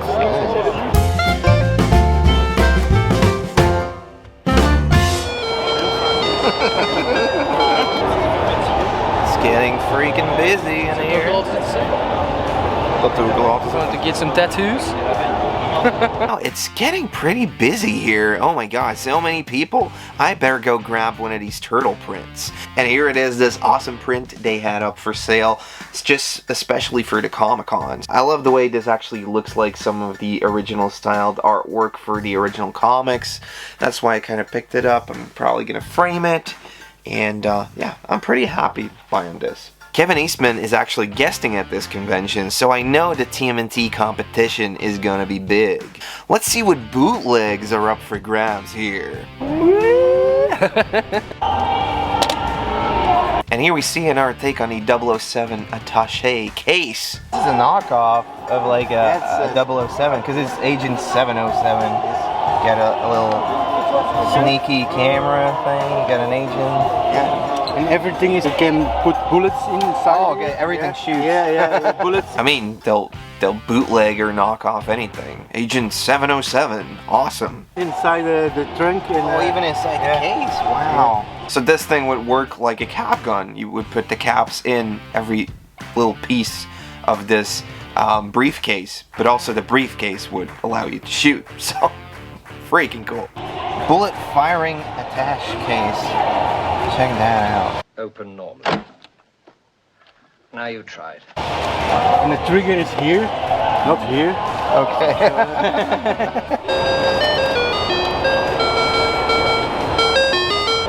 What did you find? Box of Star Wars. Hey! So this is like a freaking weird bootleg. Eve, he got it. Once again. Bringing the heat with all the bootleg stuff. So he doesn't really have like a back shell. It's basically this shield, but he comes with a bazooka. I haven't seen it anywhere in Mexico, so it must be kind of like maybe more like a bootleg out here. It's got lots of articulation actually, so pretty decent. What's the price on it? A few moments later. Now this was actually very difficult to find. There's not a lot of search hits we can find on Google with this bootleg right here. What we do know is it actually came from Spain. It somewhat looks like a derivative from the Super Taratugas, which do have like the colors and everything, but this seems like a more badass turtle, and a giant one. I love the quality on this thing as well. It is actually called a Zappo turtle, or just a Zappo bootleg type of deal. And these came packaged in a cardboard box that just said Zappo, so there's not a lot of info on this, unfortunately. Trying to get a quote on this guy here. I don't know, how badly do I want it actually? Not sure. It is quirky looking. It's right up your alley. alley. It's got like a little bit of a smudge thing going on here. But apart from that, it's still got the hair. Okay. Show the people what you got. Oh man, I didn't even notice, but this is like a bootleg as well. It just says Tarzan. Tarzan. It's got the same backing card as the usual one. Tarzan at the Earth's core, and this dude is supposed to have like a snap-on armor and a snap-on cape. Only Tarzan has the power. But will good triumph or will evil? But there's literally nothing in here. So a pretty cool thing, and it just comes to show you that in the 90s they would bootleg anything. Yeah, Eve's just bringing the heat with all these bootlegs. We already kind of agreed on it, which I forgot. Actually forgot. But I'm taking this bad boy home. You will not be mentioning this to the wife? Tell the wife. I love the way his eyes pop out, actually, and just the detail on him. He looks like a really well quality build type of toy. Pretty good. What do you think of it, Maddie? You like it? You like it? It's okay? Okay, so right up your alley, man. Got a 5 on this thing. And you found a box of Star Wars. Star Wars. Oh, I got some cool looking ones in here. I think they're like customs, actually. Like all these droids. They're gonna be running up quite the tab here. Power Man. So Maddie, what do we got here? Universe greatest fighting cock, man. Probably got to censor it. you got the eggs? Yeah, it's totally complete. You got the window box. You got this beautiful folding open thing here. Battery operated. Hit with colorful lamp. Just with colorful lamp. Eggs. There are 12 bullets in each egg. Walkable feet for advancing. Wings can wave and shoot bullet. They shoot bullets out the wings? The cock can turn its body for 360 degrees. I kind of just want to buy it to try it out. Just buy the damn thing. Just buy the damn thing. The only thing it misses is glow in the dark. Oh, it shoots out the eggs? Wow. Is this something you'd want to take home? Who invented this? Who invented this? Oh, these are some crazy bootlegs, man. Yeah, man. So once again, Eve, thanks so much for showing all these awesome bootlegs. A little bit earlier, I saw a Mighty Max thing, which Maddie apparently didn't buy. I don't know why. In the end, Maddie didn't pick it up and was like, what, you didn't pick this up? We headed back over to their booth. So I'm guessing Italian? Not sure. Yep. Lobotics. Pretty cool. At 35 on it, maybe we can get it a little bit cheaper. Maybe not. Have to see. I mean, I'll buy it just because I like it, and maybe somewhere down the line, if you're gonna end up wanting it, you get first dibs if it leaves my collection. Because Maddie already overspent, so now I get free range. No more grabbing Max Effects before me. Might be a good trade bait for the Max Effects. Yeah. Keep dreaming. They still had it. Tried bundling it up with a Skeletor coin bank. Kinda cool. Maybe I can finally keep some money if I buy this. If you buy the bank. It's fun to save with Skeletor. Maybe we'll do a bundle deal. But unfortunately, that didn't really work out the way I was hoping, so eventually I just came home with this nice, small, cool little addition to the collection. I don't know, maybe I should buy this stretch car racer. No, I'm just kidding. It's still filming. Yep. So I was trying to do the Bundaroo, but it didn't work. In the end, I decided this is a piece I wanted to pick up just because I never see it. So here we are. Got it. Managed to knock $5 off, so that's pretty good. You decide. What's next for Mighty Max? And this is gonna go on the Mighty Max shelf, and I don't actually think I own this one loose yet, so I'm still gonna be on a hunt for a loose one like this. Pretty cool. My first Mighty Max thing on card. Yay! Matthew, you bought so much stuff we didn't even get a chance to film it. Yeah, man. That was faster than lightning. I saw the deals. Scored that. Yeah, man. So this is the base set, which was supposed to be the Max Effects concept, and you would actually have been able to get Frankenstein, Dracula, and a Xenomorph as well, but due to the controversy of putting out a toy based on somebody that, you know, kills children in their sleep, they couldn't have this out on store shelves. So yeah, Matchbox, they had to cut it short, get it off of store shelves, and just ban it, because you make the change happen. I love this kind of stuff, man. So what this toy set would do is it would allow you as a kid to start making, you know, special effects makeup. Pretty much, yeah. A quick change artist and the master of special effects. Create your own Freddy doll. Yeah. Are you happy? Very happy. Was the one thing I wanted today, and I found it. So, and the box is pretty clean, so I'm very happy. Yeah. We bought some stuff. I actually got the Ghostbuster Firehouse. This is something I forgot last time. This is the Secret Wars Tower of Doom, and hopefully in there it should also be, yeah, a little Filmation throne thing. Yeah, a little hover board thing. So, yeah. Already had one loose, but I wanted to get this thing boxed because I just like the way it looks. Even though the colors, like color-wise, it's really bland. It's just like a black thing, but it has a lot of levels, so a lot of playability. You can pose a lot of characters on it. Spider-Man, Tower of Doom, and Dr. Doom versus Captain America studied so separately. You put the tower together. The top thing actually comes off and it flies around, so some type of a jail on the inside over here. And it just has a lot of cool features. So yeah, my first Secret Wars thing in the box, and thank you so much, Tom, for hanging on to it for like half a year. Something special is about to happen. It's crazy. Thanks to Benjamin, who's in a turtle group I'm in also. He hooked it up for me, and we're actually gonna get to meet Kevin Eastman and do a little interview with him. Stress levels are high, but yeah, come and join us as we hopefully get to talk toys with Mr. Eastman himself. Oh yeah! Wow! Super excited! Wow!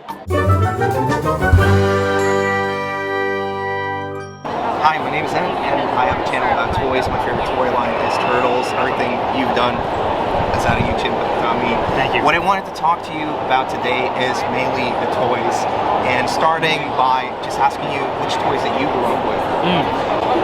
Toys that I grew up with were, you know, lived in a very small town a long time ago, maybe mid-60s, so it was a lot of, you know, Matchboxes, Hot Wheels, Tonka trucks, things like that. But when I was a little older, I discovered G.I. Joe had just come out, and so that was the bigger ones. The bigger ones, yeah, the 12-inch, the original G.I. Joes, and so that was kind of fantastic because it was affordable, a lot of great equipment, and it was great for role playing. So I probably did G.I. Joes was most of my younger life would be that kind of thing. Did you get into the Kung Fu grip ones? Yeah, that was, you know, with the Eagle Eye and then Kung Fu grip and some other one. It was, so yeah, it was. I guess like martial arts was also like a big thing when you were growing up. Yes, growing up, let's see, probably would have been early teens. We moved from the countryside where we lived to a bigger city, which we had cable TV, and so still living in Maine, it was a very small town, and so with cable came there's a couple stations out of Boston that would run monster movies back to back on one Saturday, and then the following Saturday they'd run martial arts movies, and so that was my first exposure to martial arts, and so I fell in love with it as a form, you know, and immediately fell in love with Bruce Lee as an actor and a character and a martial artist. So that was really the inspiration. One of the earliest inspirations of Turtles was, you know, Bruce Lee was a character. Bruce Lee was an animal. What would be the silliest animal? That was definitely. That's where you got the Turtles.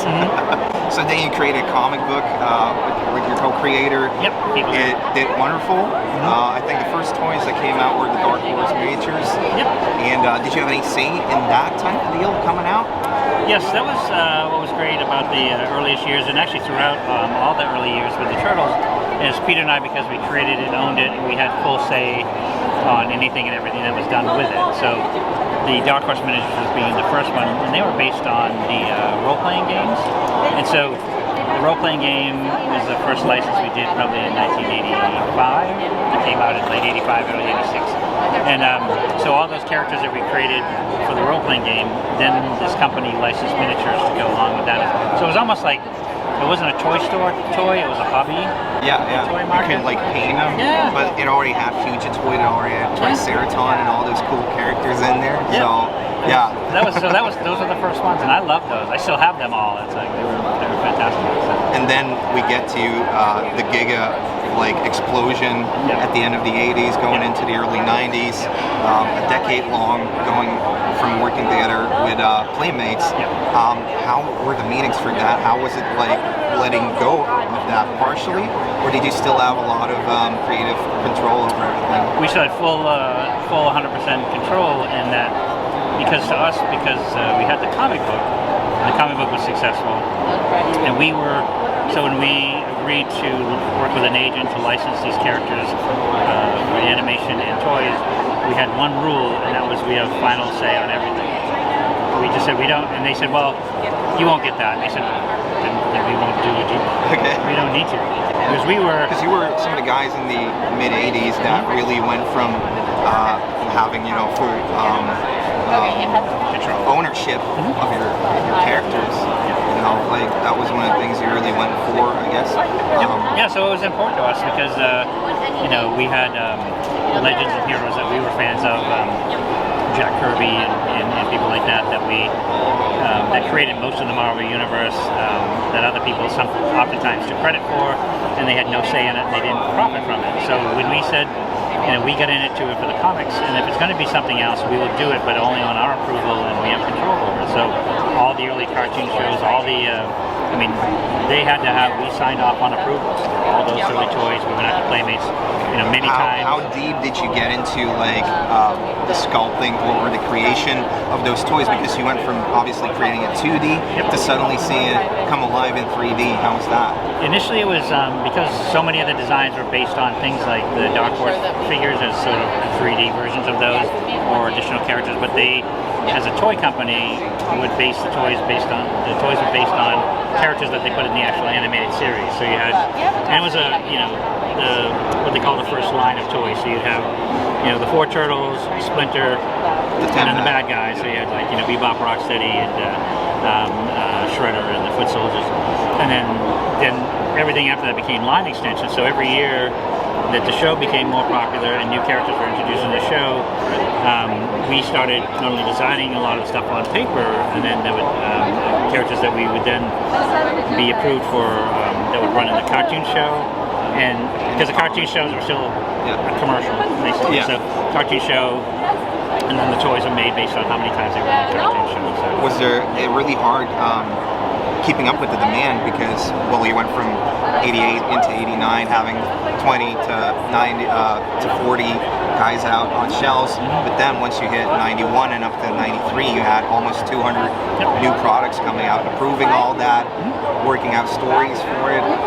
No, that was part of we transitioned from writing and drawing most of the time to some writing and drawing, but then creatively overseeing, you know, design-wise, drawing-wise, and approval-wise. So we started working with a bunch of artists in our own studio, plus artists outside the studio, to create the characters and the final looks for all those things, whether it be the movie characters.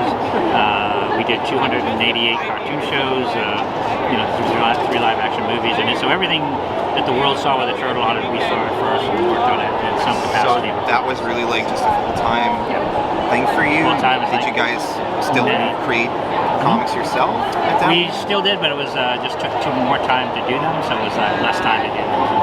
Wow.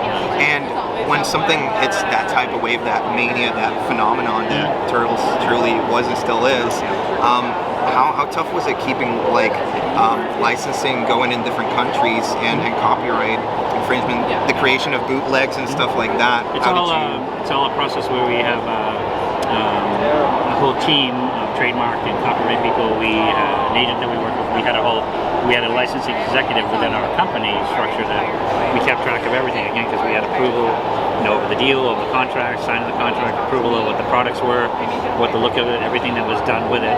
We saw it, signed off on it, so that was spent most of our time was, again, you know, 90 hours a week overseeing characters and creation.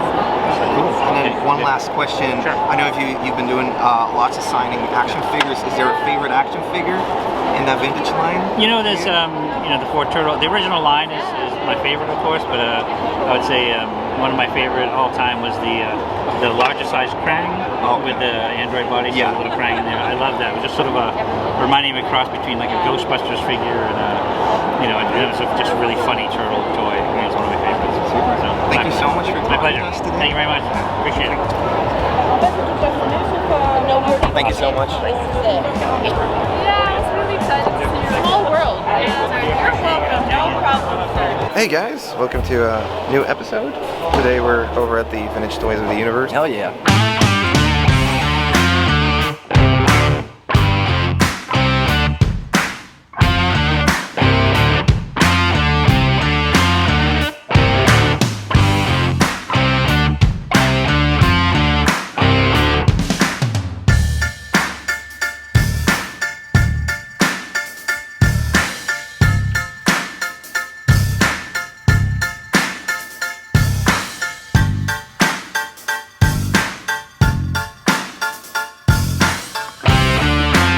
Shopping around now, honestly. Already got a couple goodies. Maddie's holding this weird ass bootleg.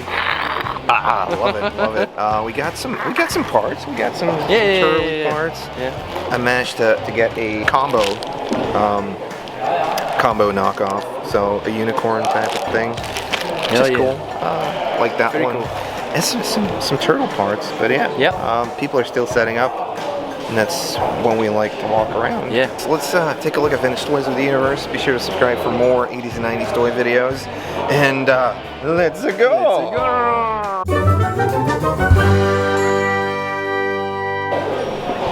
Muppy, what did you find? Wow. Japanese Skull Mountain Man in the box. Come, Max, meet my friends. Missing a couple pieces. But you have them, right? I have it, yeah. Yeah, complete. So it's buying the box. Just buying the box. How much is it? 100. 100? A hondo? 1 hondo. 1 hondo. Yeah, you were thinking about that one thing. Yeah, but hondo is like, and I already have the thing, so I have to get rid of the thing. It's just a box, honestly. Yeah. Okay. It's pretty. The box is in pretty good shape, so I'm definitely thinking about it. I mean, it's Mighty Max. Yeah, it fits the profile for Maddie. The box is pretty good shape. Where am I going to put it? Well, I mean, it's Mighty Max. Yeah. Why would you not buy it? Mati. Kinda want it.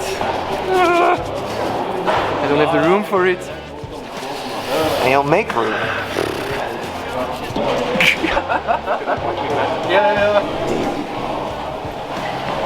I see something I want.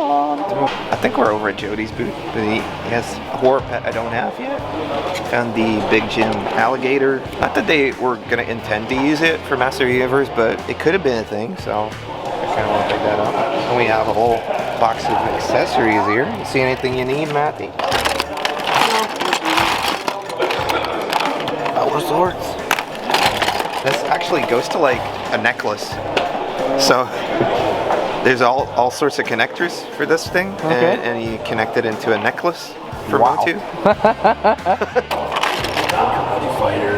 And Jody was kind enough to pass these on for €6 a piece. There we go. There we go. Lots of Jody.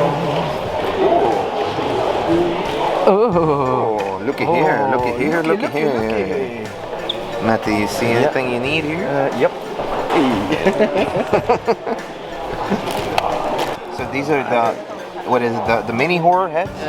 I don't know. It's called like that? The mini horror heads? Yeah, I think so. Yeah. Like the horror. This one, the ones you get with Quick, Yeah, but these are a lot more than we got with Quick. I think Matty's gonna pick what he needs, and then I'll get the scraps. I think 10 isn't too bad. No, right? it's okay. It's okay. And they all have their maxes, so these are the ones I want. These are the ones you need. They're 10 apiece. I think that's pretty good, right? It's okay. Yeah. Let me check which ones I need. Definitely have the fly. I don't have the dragon thing. I don't think I have this one. That's the tenor. That's the tenor. You should pick up the Dracula. You don't have the max for it, eh? Yeah.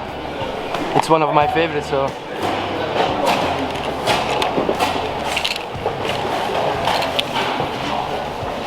Are you gonna take them all? No, just the ones I need. Getting tougher to find, man. Yeah. They're getting way tougher to find. I'm picking these up. Wow. Why not? What it's cool, hero, right? What a hero, like over man. here in Belgium, you used to be able to get some of these actually over at like Quick, which is like a McDonald's type of thing. So it used to be like a Happy Meal toy. Yeah. They're pretty small places, and they just came with one max on the inside. That's it. But yeah, cool. It's a. They don't take up too much space in the toy room. And it's all unique maxes, eh? Also, in there, eh? Yeah, that's the cool thing about it. It's all unique. We ended up getting a volume discount from Luke, and he showed us a bag full of accessories. We've arrived, boys. The backdoor deals has started.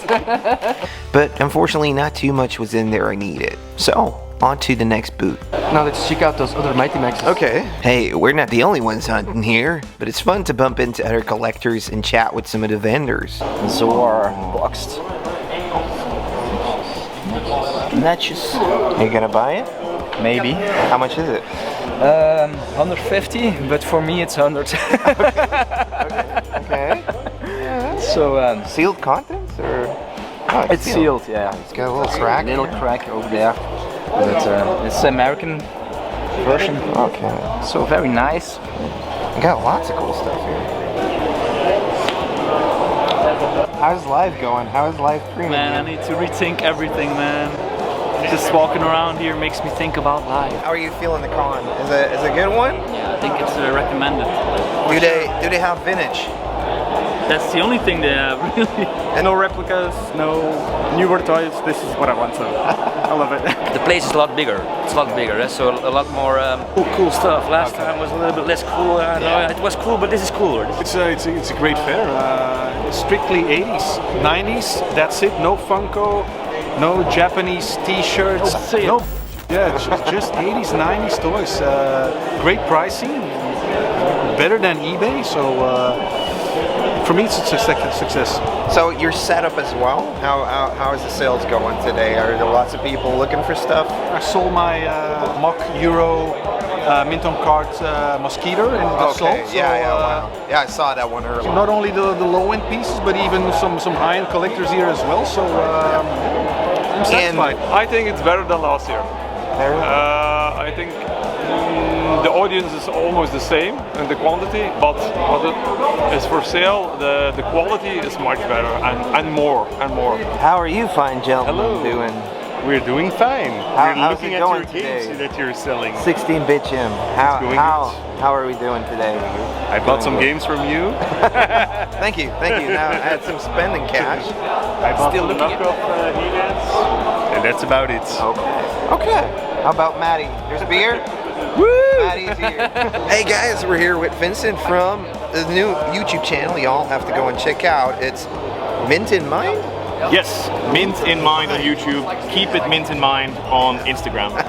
You guys came over from Holland all the way to Belgium just for this vintage toy convention. Yes, we did, yeah. How is it? It's pretty damn good. Yeah, are you guys finding some stuff? Found Vladimir Harkonnen. Ooh, yeah. There's a couple of Mask stilettos. So that's the white Lamborghini from Mask in varying degrees of yellowness. One that's really nice and white, but it's really expensive. I don't want it boxed because I'm not going to keep the box. I'm not a boxed collector per se, but that is the nicest one.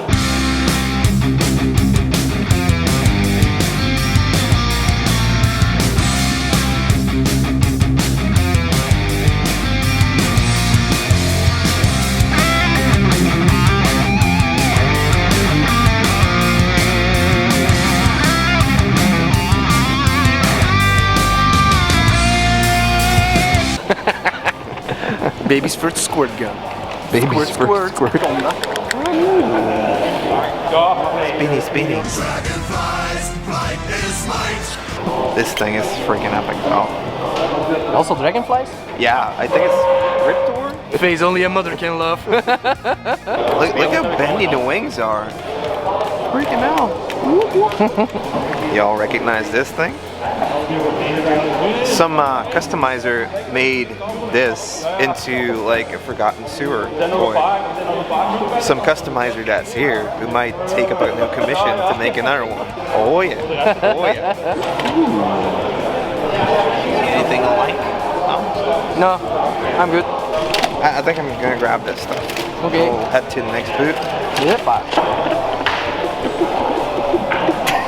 How cool is this? Fright light. This looks like something you'd be into. Yeah. Safe and fun flashlight with scary face and voice. They have them all. Try me. It's cool, right? Yeah, very cool. They have like a whole. You picked out the best one, huh? Like a scary. Well, this one. I think that one's pretty cool. Pretty nice, eh? Yeah, pretty nice. Dude, check it. I think this is Stockman's collection, dude. He's got all the hand puppets for Street Sharks over there. Why are the ones they need the expensive ones? Not expecting to find Mexican stuff over here, but here shout we out have. to, eh? Yeah, shout out to Raúl Pelón for telling me about this. But these are actually the Mexican variants for the Star Brigade or the Brigada Especial. This is Carcass, but what's cool about these is these are the ones that actually really got a different paint scheme. So over here you can see this dude right here, the Bendable Monster in a black attire thing. This one is super epic. You have this dude in red, the Predacon, and over here you see him in how most people got him, the blue, the four-armed space monster. This is freaking awesome though. I'd buy this. Get this dude. So the Mexican one, don't tell Mike. Really nice to see and hold these exclusives, but also some very uncommon power fighters in box. Laszlo bringing the heat once again through the crack in the wall. Picked up a little bit of, just the catalogs that came with the figures. Found this Filmation Ghostbusters one, so kind of know what we need to look for. Yeah. Just in case you can't buy the toys, you can look at them. And check this out. I had this. Maddie had one, but it's with planes or something. Yeah, with planes, man. I had this. Still have it. Streaks. Hot Wheels Streaks. No wheels on them though. No wheels on them though.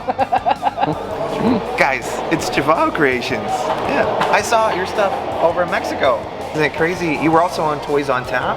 Yeah. The podcast. How's it going, man? Pretty well. I'm working very hard. New projects, some new things coming out this week. I saw you create something exquisite.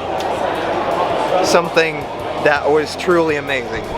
You, I'm going to pop the Instagram on here, but you realized in recreating the Forgotten Sewer lion that came with Savage Leo.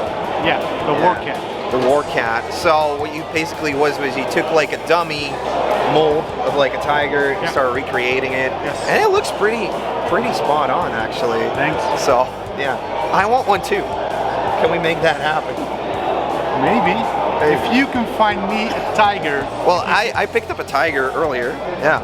So I got this one just out of like one of the bins. So does that work or is it not the right?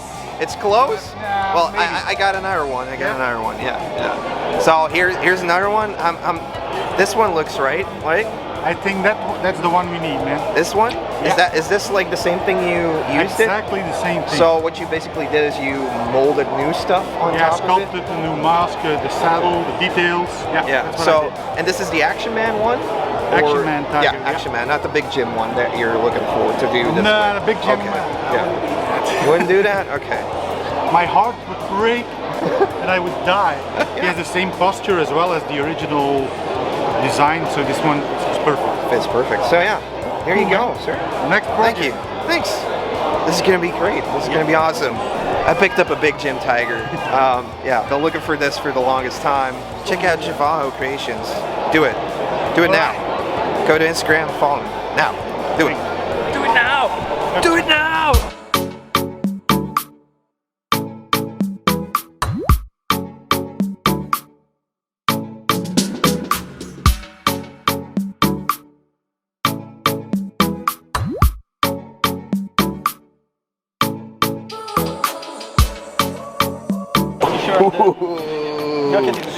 Die reliek. Wat is dat? Headbutt van New Adventures. He-Man. I'm always looking for new adventures, guys, and this is, I think it's Headbutt. Whoa! He butts his head. 15.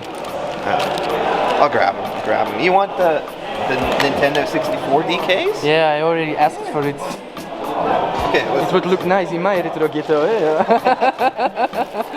Look at this variant, man. These arms are freaking insane. What happened here? You forgot the tan. You put too much tanning lotion on. What? Yay. Did you buy that? Yep. I want this one. Another new adventures.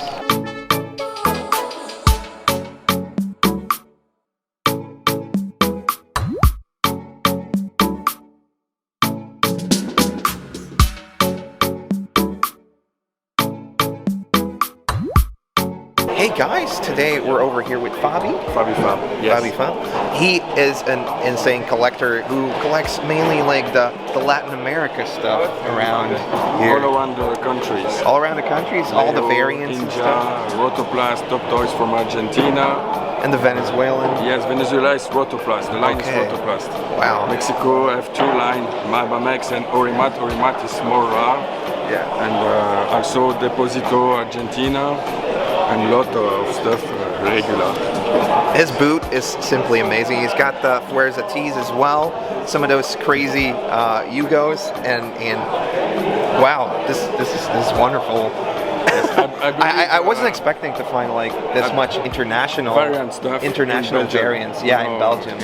We are here for sale, of course, but if I don't sell, I don't care. It's for people to see as well and just experience it. So that's very nice that we get to do that today. Like this one is broken, but it's very, very, very rare. It's a metallic panto. And where this is Venezuela, Argentina. That's Top Toys, or yes, Top Toys. And they did it in metal, or is that like the regular? The regular is like that with the flocking. Yes, but the flock is not the same. Look, the flock is very. No, it's not the same. Like this is Malaysia. This is Taiwan. Okay. This is Malaysia. It's not the same. Yeah, it's a different type. The color of the armor also is not the same. Fabi definitely brought all sorts of cool variants, protos. Test shot wing factory. Wow. Yeah. Okay. I've seen stuff like that before. Yeah. And more variants. It's because of the deterioration of the plastic that it looks different? Yes. Okay. Look, so the quality is different from like a regular one, or? Man. Wow. It's white. Okay, cool. Argentina stuff. That's cool.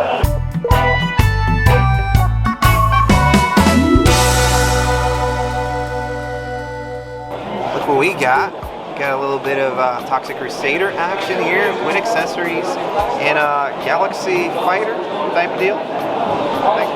Looking cool. Blizzard. Thank you. He bought something. Oh, a Batman. I like that one. In this condition. That's cool. With the cape and everything. Well, the cape wasn't included, but I found it on another stand. Okay, alright. Good find. Yeah, definitely. Alright, sweet. Okay, so you bought it. I had to. You know that feeling, right, Ed? When you walk away from a convention, you should have gotten it, but you didn't, and then you go look for it online after and pay double. Yeah, that's what I'm trying to avoid. Here with Keo the Collector. How's the convention going for you? Very good. I bought like... You bought way too much stuff. Yeah, like for hundreds of bucks. Hundreds of dollars. Hundreds of euros are gone and turned into plastic. Yeah, they're going to go into that collection. Yeah, plastic. Aren't you running out of space? Don't you have to get rid of some stuff? Yeah, but some other stuff, not toy stuff. The find of the day for me today was this. Big box PC Diablo 1. I'm a hardcore fan of Diablo games, and I did, surprisingly enough, a lot of trades with other dealers, and that's the most positive thing I will remember from this event. Now I did end up buying one big thing over here. Look what I got! I don't know, I kind of have to do it. It's awesome. It's pretty cool. It's basically like, what is it, like a 2-up of the regular mutating ones. So here you have the regular, and you get the big one. I mean, I just had to get it. It's a shame that they released all 4 of these because they're super expensive, super tough to find as well. But pretty nice, pretty nice. I did spend a little bit on this, but this is something I wanted in my collection, so why not? Why not be a little bit spendy today? Spendy. Nice, right? Yeah, very nice. Very cool. I like it, and like I never saw it. What's kind of weird about this one is that it has like Japanese writing on the paperwork on the inside. I don't know if you can see that in there. So, yeah. I don't know if it's sealed. Is it sealed? Oh, it looks like we can open it up actually. So, that's good. Yeah. I'm happy with my purchase. I really enjoyed Vintage Toys of the Universe today. Oh, yeah. I don't want to look in the box we made with all the pickups because we shouldn't tell the wife. There's even stuff that I used to own. Okay. That was actually for sale right now here. Oh no. As a matter of fact, I need to look back, but I think the giant mutation Leonardo was mine. Really? I am not kidding. You know who that one is going to tonight? No. Me. Because I bought it. Bro, you feel the connection, right? Yeah. Feel the connection. We go, man. Battery's almost dead. Woo! This is it. Vintage Toys of the Universe 2022 is done. Yeah, man. It was a great day. Yep. Great day. We bought some stuff. Well, hey there, guys. Today we're guests over at an apartment. Our friend, he is about to leave this one because he bought a new one, but he doesn't want to bring his whole toy collection with him. So we're gonna try helping him out. There's a lot, guys. we're gonna try helping him out with buying some stuff. Right now we're going through this box that's just filled with reaction figures. These nice ones looking like the Star Wars. See any cool ones in there, Maddie? Yeah, pretty cool ones. Here he is. Hey man, how are you doing? Hi guys. Yeah, I'm trying to get rid of some stuff so I don't have to move everything. Yeah, I already saw some crazy stuff in there. I'm sure we can find something. Yeah, just going through the reaction stuff. There's a lot in it that I never bought, so this is cool. Like it's just, you know, shopping. I got this Turtle's Foot Soldier. I got this Army of Darkness, awesome skeleton. So I always like skeletons. Here's Phantom of the Opera skeleton. Got some Toxie action. Gotta have the Gremlins, and I need my spirit animal. I need him. I need a Hordak. I didn't buy him yet. And Maddie, he put away the My Pet Monster somewhere in here. No, why would you do that? Why? Wait, that does. Wait. Oh, here in the bottom. Here we go. Here we go. My Pet Monster with the chains. Oh yeah. And the other one. Those are going to be a couple ones we're popping on the maybe pile. But guys, there's also vintage here. He actually used to wrestle, right? Yeah. I used to wrestle for the Flemish Wrestling Force. He used to be Dr. Gangrene. Dr. Gangrene. Wow. We got to put like a picture in over here somewhere. Maddie, you used to watch him, right? Yeah. Some wicked shows with these guys. Close friend of mine who also used to wrestle with him. So yeah, I saw him like dozens of times. Couldn't count it on my 2 hands anymore. So yeah, we're guesting over here at this Wrestle Royalty today. He's got an awesome and amazing wrestling collection as well. A lot of that is off limits, but yeah, we're gonna dig out some vintage right now. So stay tuned.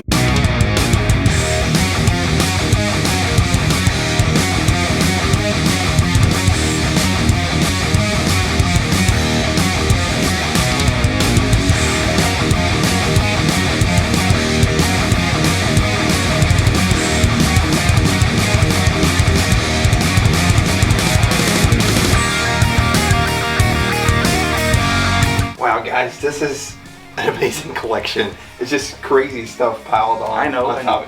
You really sought out like the weird things, the things that are harder to get. Yes, absolutely. We got obviously we just got some Street Sharks. We got some Ghostbusters. We have a whole bunch of the He-Man New Adventures. I'm actually really into this, and I'm gonna make an offer on the whole thing. The Titanic bot. This thing, like. It's part of like that stuff, like they should probably ban this kind of toys. So yeah, it's a Transformer knockoff type of deal, but it's a whole new mold, so it's pretty cool, and you could actually have it float on top of the water. So wow, That's crazy. Still on the card. This is something I'm definitely going to be asking about as well. Wow. Here we got something Maddie is pretty excited about. Got a supernatural ghost right here. Pretty nice. Primal Rage. And you have the big one. Got the giant Primal Rage. Also a Playmates toy line. This sick dude right here. Go into the collection room. There's so many toys I've actually done videos on, but never held in my hands before. Everything from banned toys to controversial ones, knockoffs, and even some holy grail. The else know they got banned because like moms were like, hey, they shouldn't have a decapitated head within this toy. So yeah, still on card. Looking pretty sniffy. Oh, sniffy. Talking about sniff. We got the boogers from the planet Nose. From the planet Nose, what? That's awesome. Oh, love this. Check it out. You gotta collect all the snot. Only in the 90s. Or, yeah, 1990. Wow, there's so much Maybe Pile stuff in here. Got these food fighters. I love this line. We got not a Boglin, but one of the Goosebumps Boglin type of deals. This is something they showed us earlier. I have never seen this. This is a Mattel 1984 Skeletor and a Land Shark.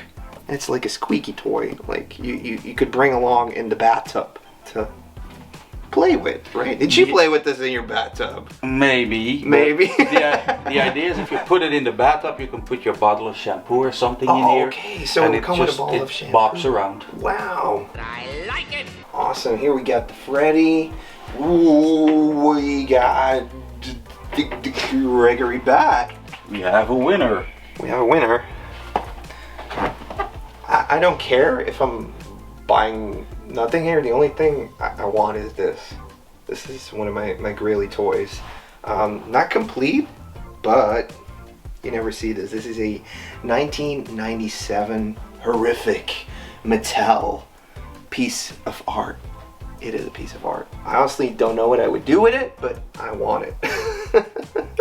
Got a Skeleton Warriors bootleg. You got the Dr. Claw, but don't look at it. Don't look at it. It'll spoil the whole episode, you know. Got the Tramp over here. Yep, also taken off the market. Kind of like taken off the market. Here we got something that should have been taken off the market. Check it out. The ET finger glows when pressed. Can I just say, never used? I wasn't pointing the finger at anyone. And over here, we got the garbage bills. Oh, you got like the two awesome Action Force dudes. You got the Kraken and the Skeletron, complete. We got the Secret Wars, the 3 European ones. You got Electro. You got the Iceman and Constrictor. I think it's Constrictor. Constrictor, yeah. Yeah. Wow, okay. This room is just a bit too much. I want most of this stuff, but this is gonna get pricey. And then he hasn't even shown us the tub of toys that he initially mentioned when he reached out. You break it, you buy it.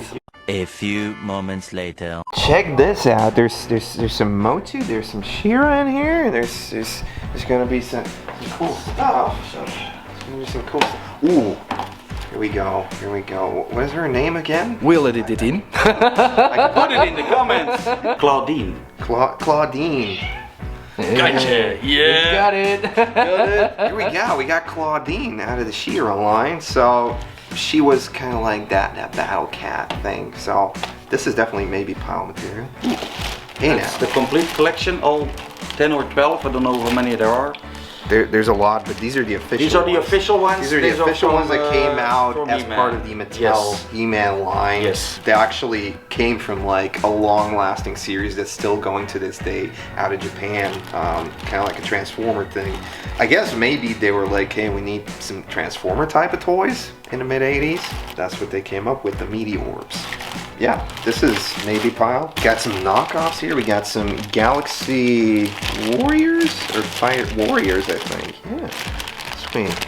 This dude with the there. Got Sorceress. Did you have like a complete collection? That's I believe it's a complete collection of the 80s. There is no repro stuff in there. There is nothing new. These are all the toys from the 80s. So I'm actually just missing a couple. I could be completing my line today. It does really look like with this set, all I need to complete the line would be the very expensive ones. You know, the laser lights, the European and Mexican giant exclusives, and the Power Grayskull dinosaurs. Those are the last ones I need. I think there might even be a Scareglow in there. I have a Scareglow. You have a Scareglow? I have a Scareglow. I don't have a King Randor, however. That one's also supposed to be in there. Keep digging. Let's keep digging. Here we got some more KOs. These are the Defenders of the Planets, Galaxy Fighters. We got some Sun Gold action right here. I think this one might be a combo, actually. That one, can we separate this? Yeah, sure. Yeah. Okay. Just put it in the back. Thinking it's a combo. It feels like a combo. He does have a little bit of a rippage over here, but he's got these nice cool thingies there. So, yeah. Nice and bulky. Just the way I like him. Zodiac. No, Zodak. Zodak. Elephant Man. Snout Spout. Snout Spout. You should be doing toy history. This was the first line I ever collected. Oh, really? These were the, not the mine from my childhood. I bought these later, but these were the ones I started up as a child. Here we got a little bit of a Scareglow action going on with the halberd that came out of the Castle Grayskull, but you got a Scareglow. Which ones were like your favorite ones growing up? I was always a fan of the bad guys. Anything. My favorite one was Merman. Okay, yeah. Skeletor and all the bad guys. I thought they were a lot cooler than the good guys. Oh, Whiplash, definitely. also a very, very nice figure. I loved this one as a kid. Oh yeah, yes, a lot of cool action Yes, features to yes. him as well. And of course the Evil Horde. Might get expensive. Ramping up quite a pile. $5 on this one. I mean, that's fine by I me. don't think so. That might be another bag. I can't believe you're like letting go of the complete collection, man. I have to do something, so I'm not taking everything with me again. Okay, yeah. So I'm happy to give it to somebody who's gonna give it to it. And he has a lot of stuff. He has a lot of stuff I need, but he's also mentioning quite often, I just want to get rid of this stuff. It's in the way. I don't want to have to move it again. So, what should I do? Where's King Randor? Did we miss King Randor? There's a straight I thought I had one, so let's see where he is.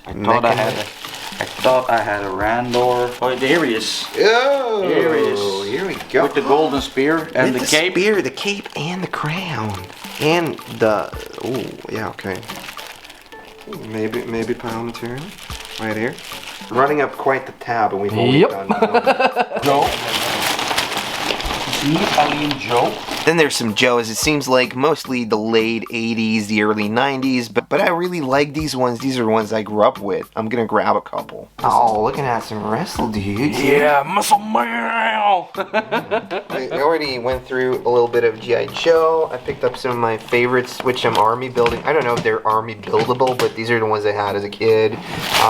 Might be taking a chance on a whole bag of accessories. We got some laser beasts here. Battle beasts with the weapons and a turtle ore. I tried getting this one, but it wouldn't allow me to buy it in Europe, so it's crazy how it got here, and I actually kind of want this. I'll just put stuff back in and then see. Yes, so I can see what so I'm I kind can of get the left next with. tub out. Which might be even more to your liking. Turtles? Of course. Even some very rare ones. I don't think I brought enough money.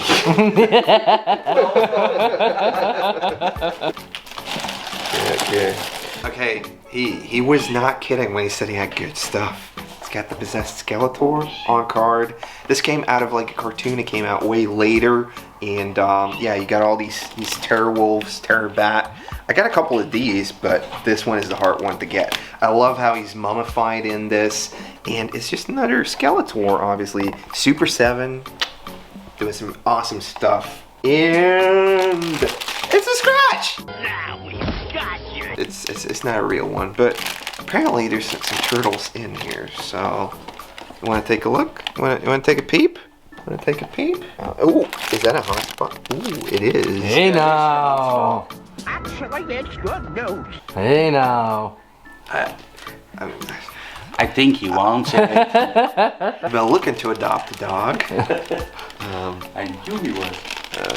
Yeah, that's when. Why are you focused on my face? Focus on the drool. Yeah. I still have both my kidneys. Hey, there's some good ones. We got Half Court. We got Dr. L. Nice. With the tusks and with the trunk.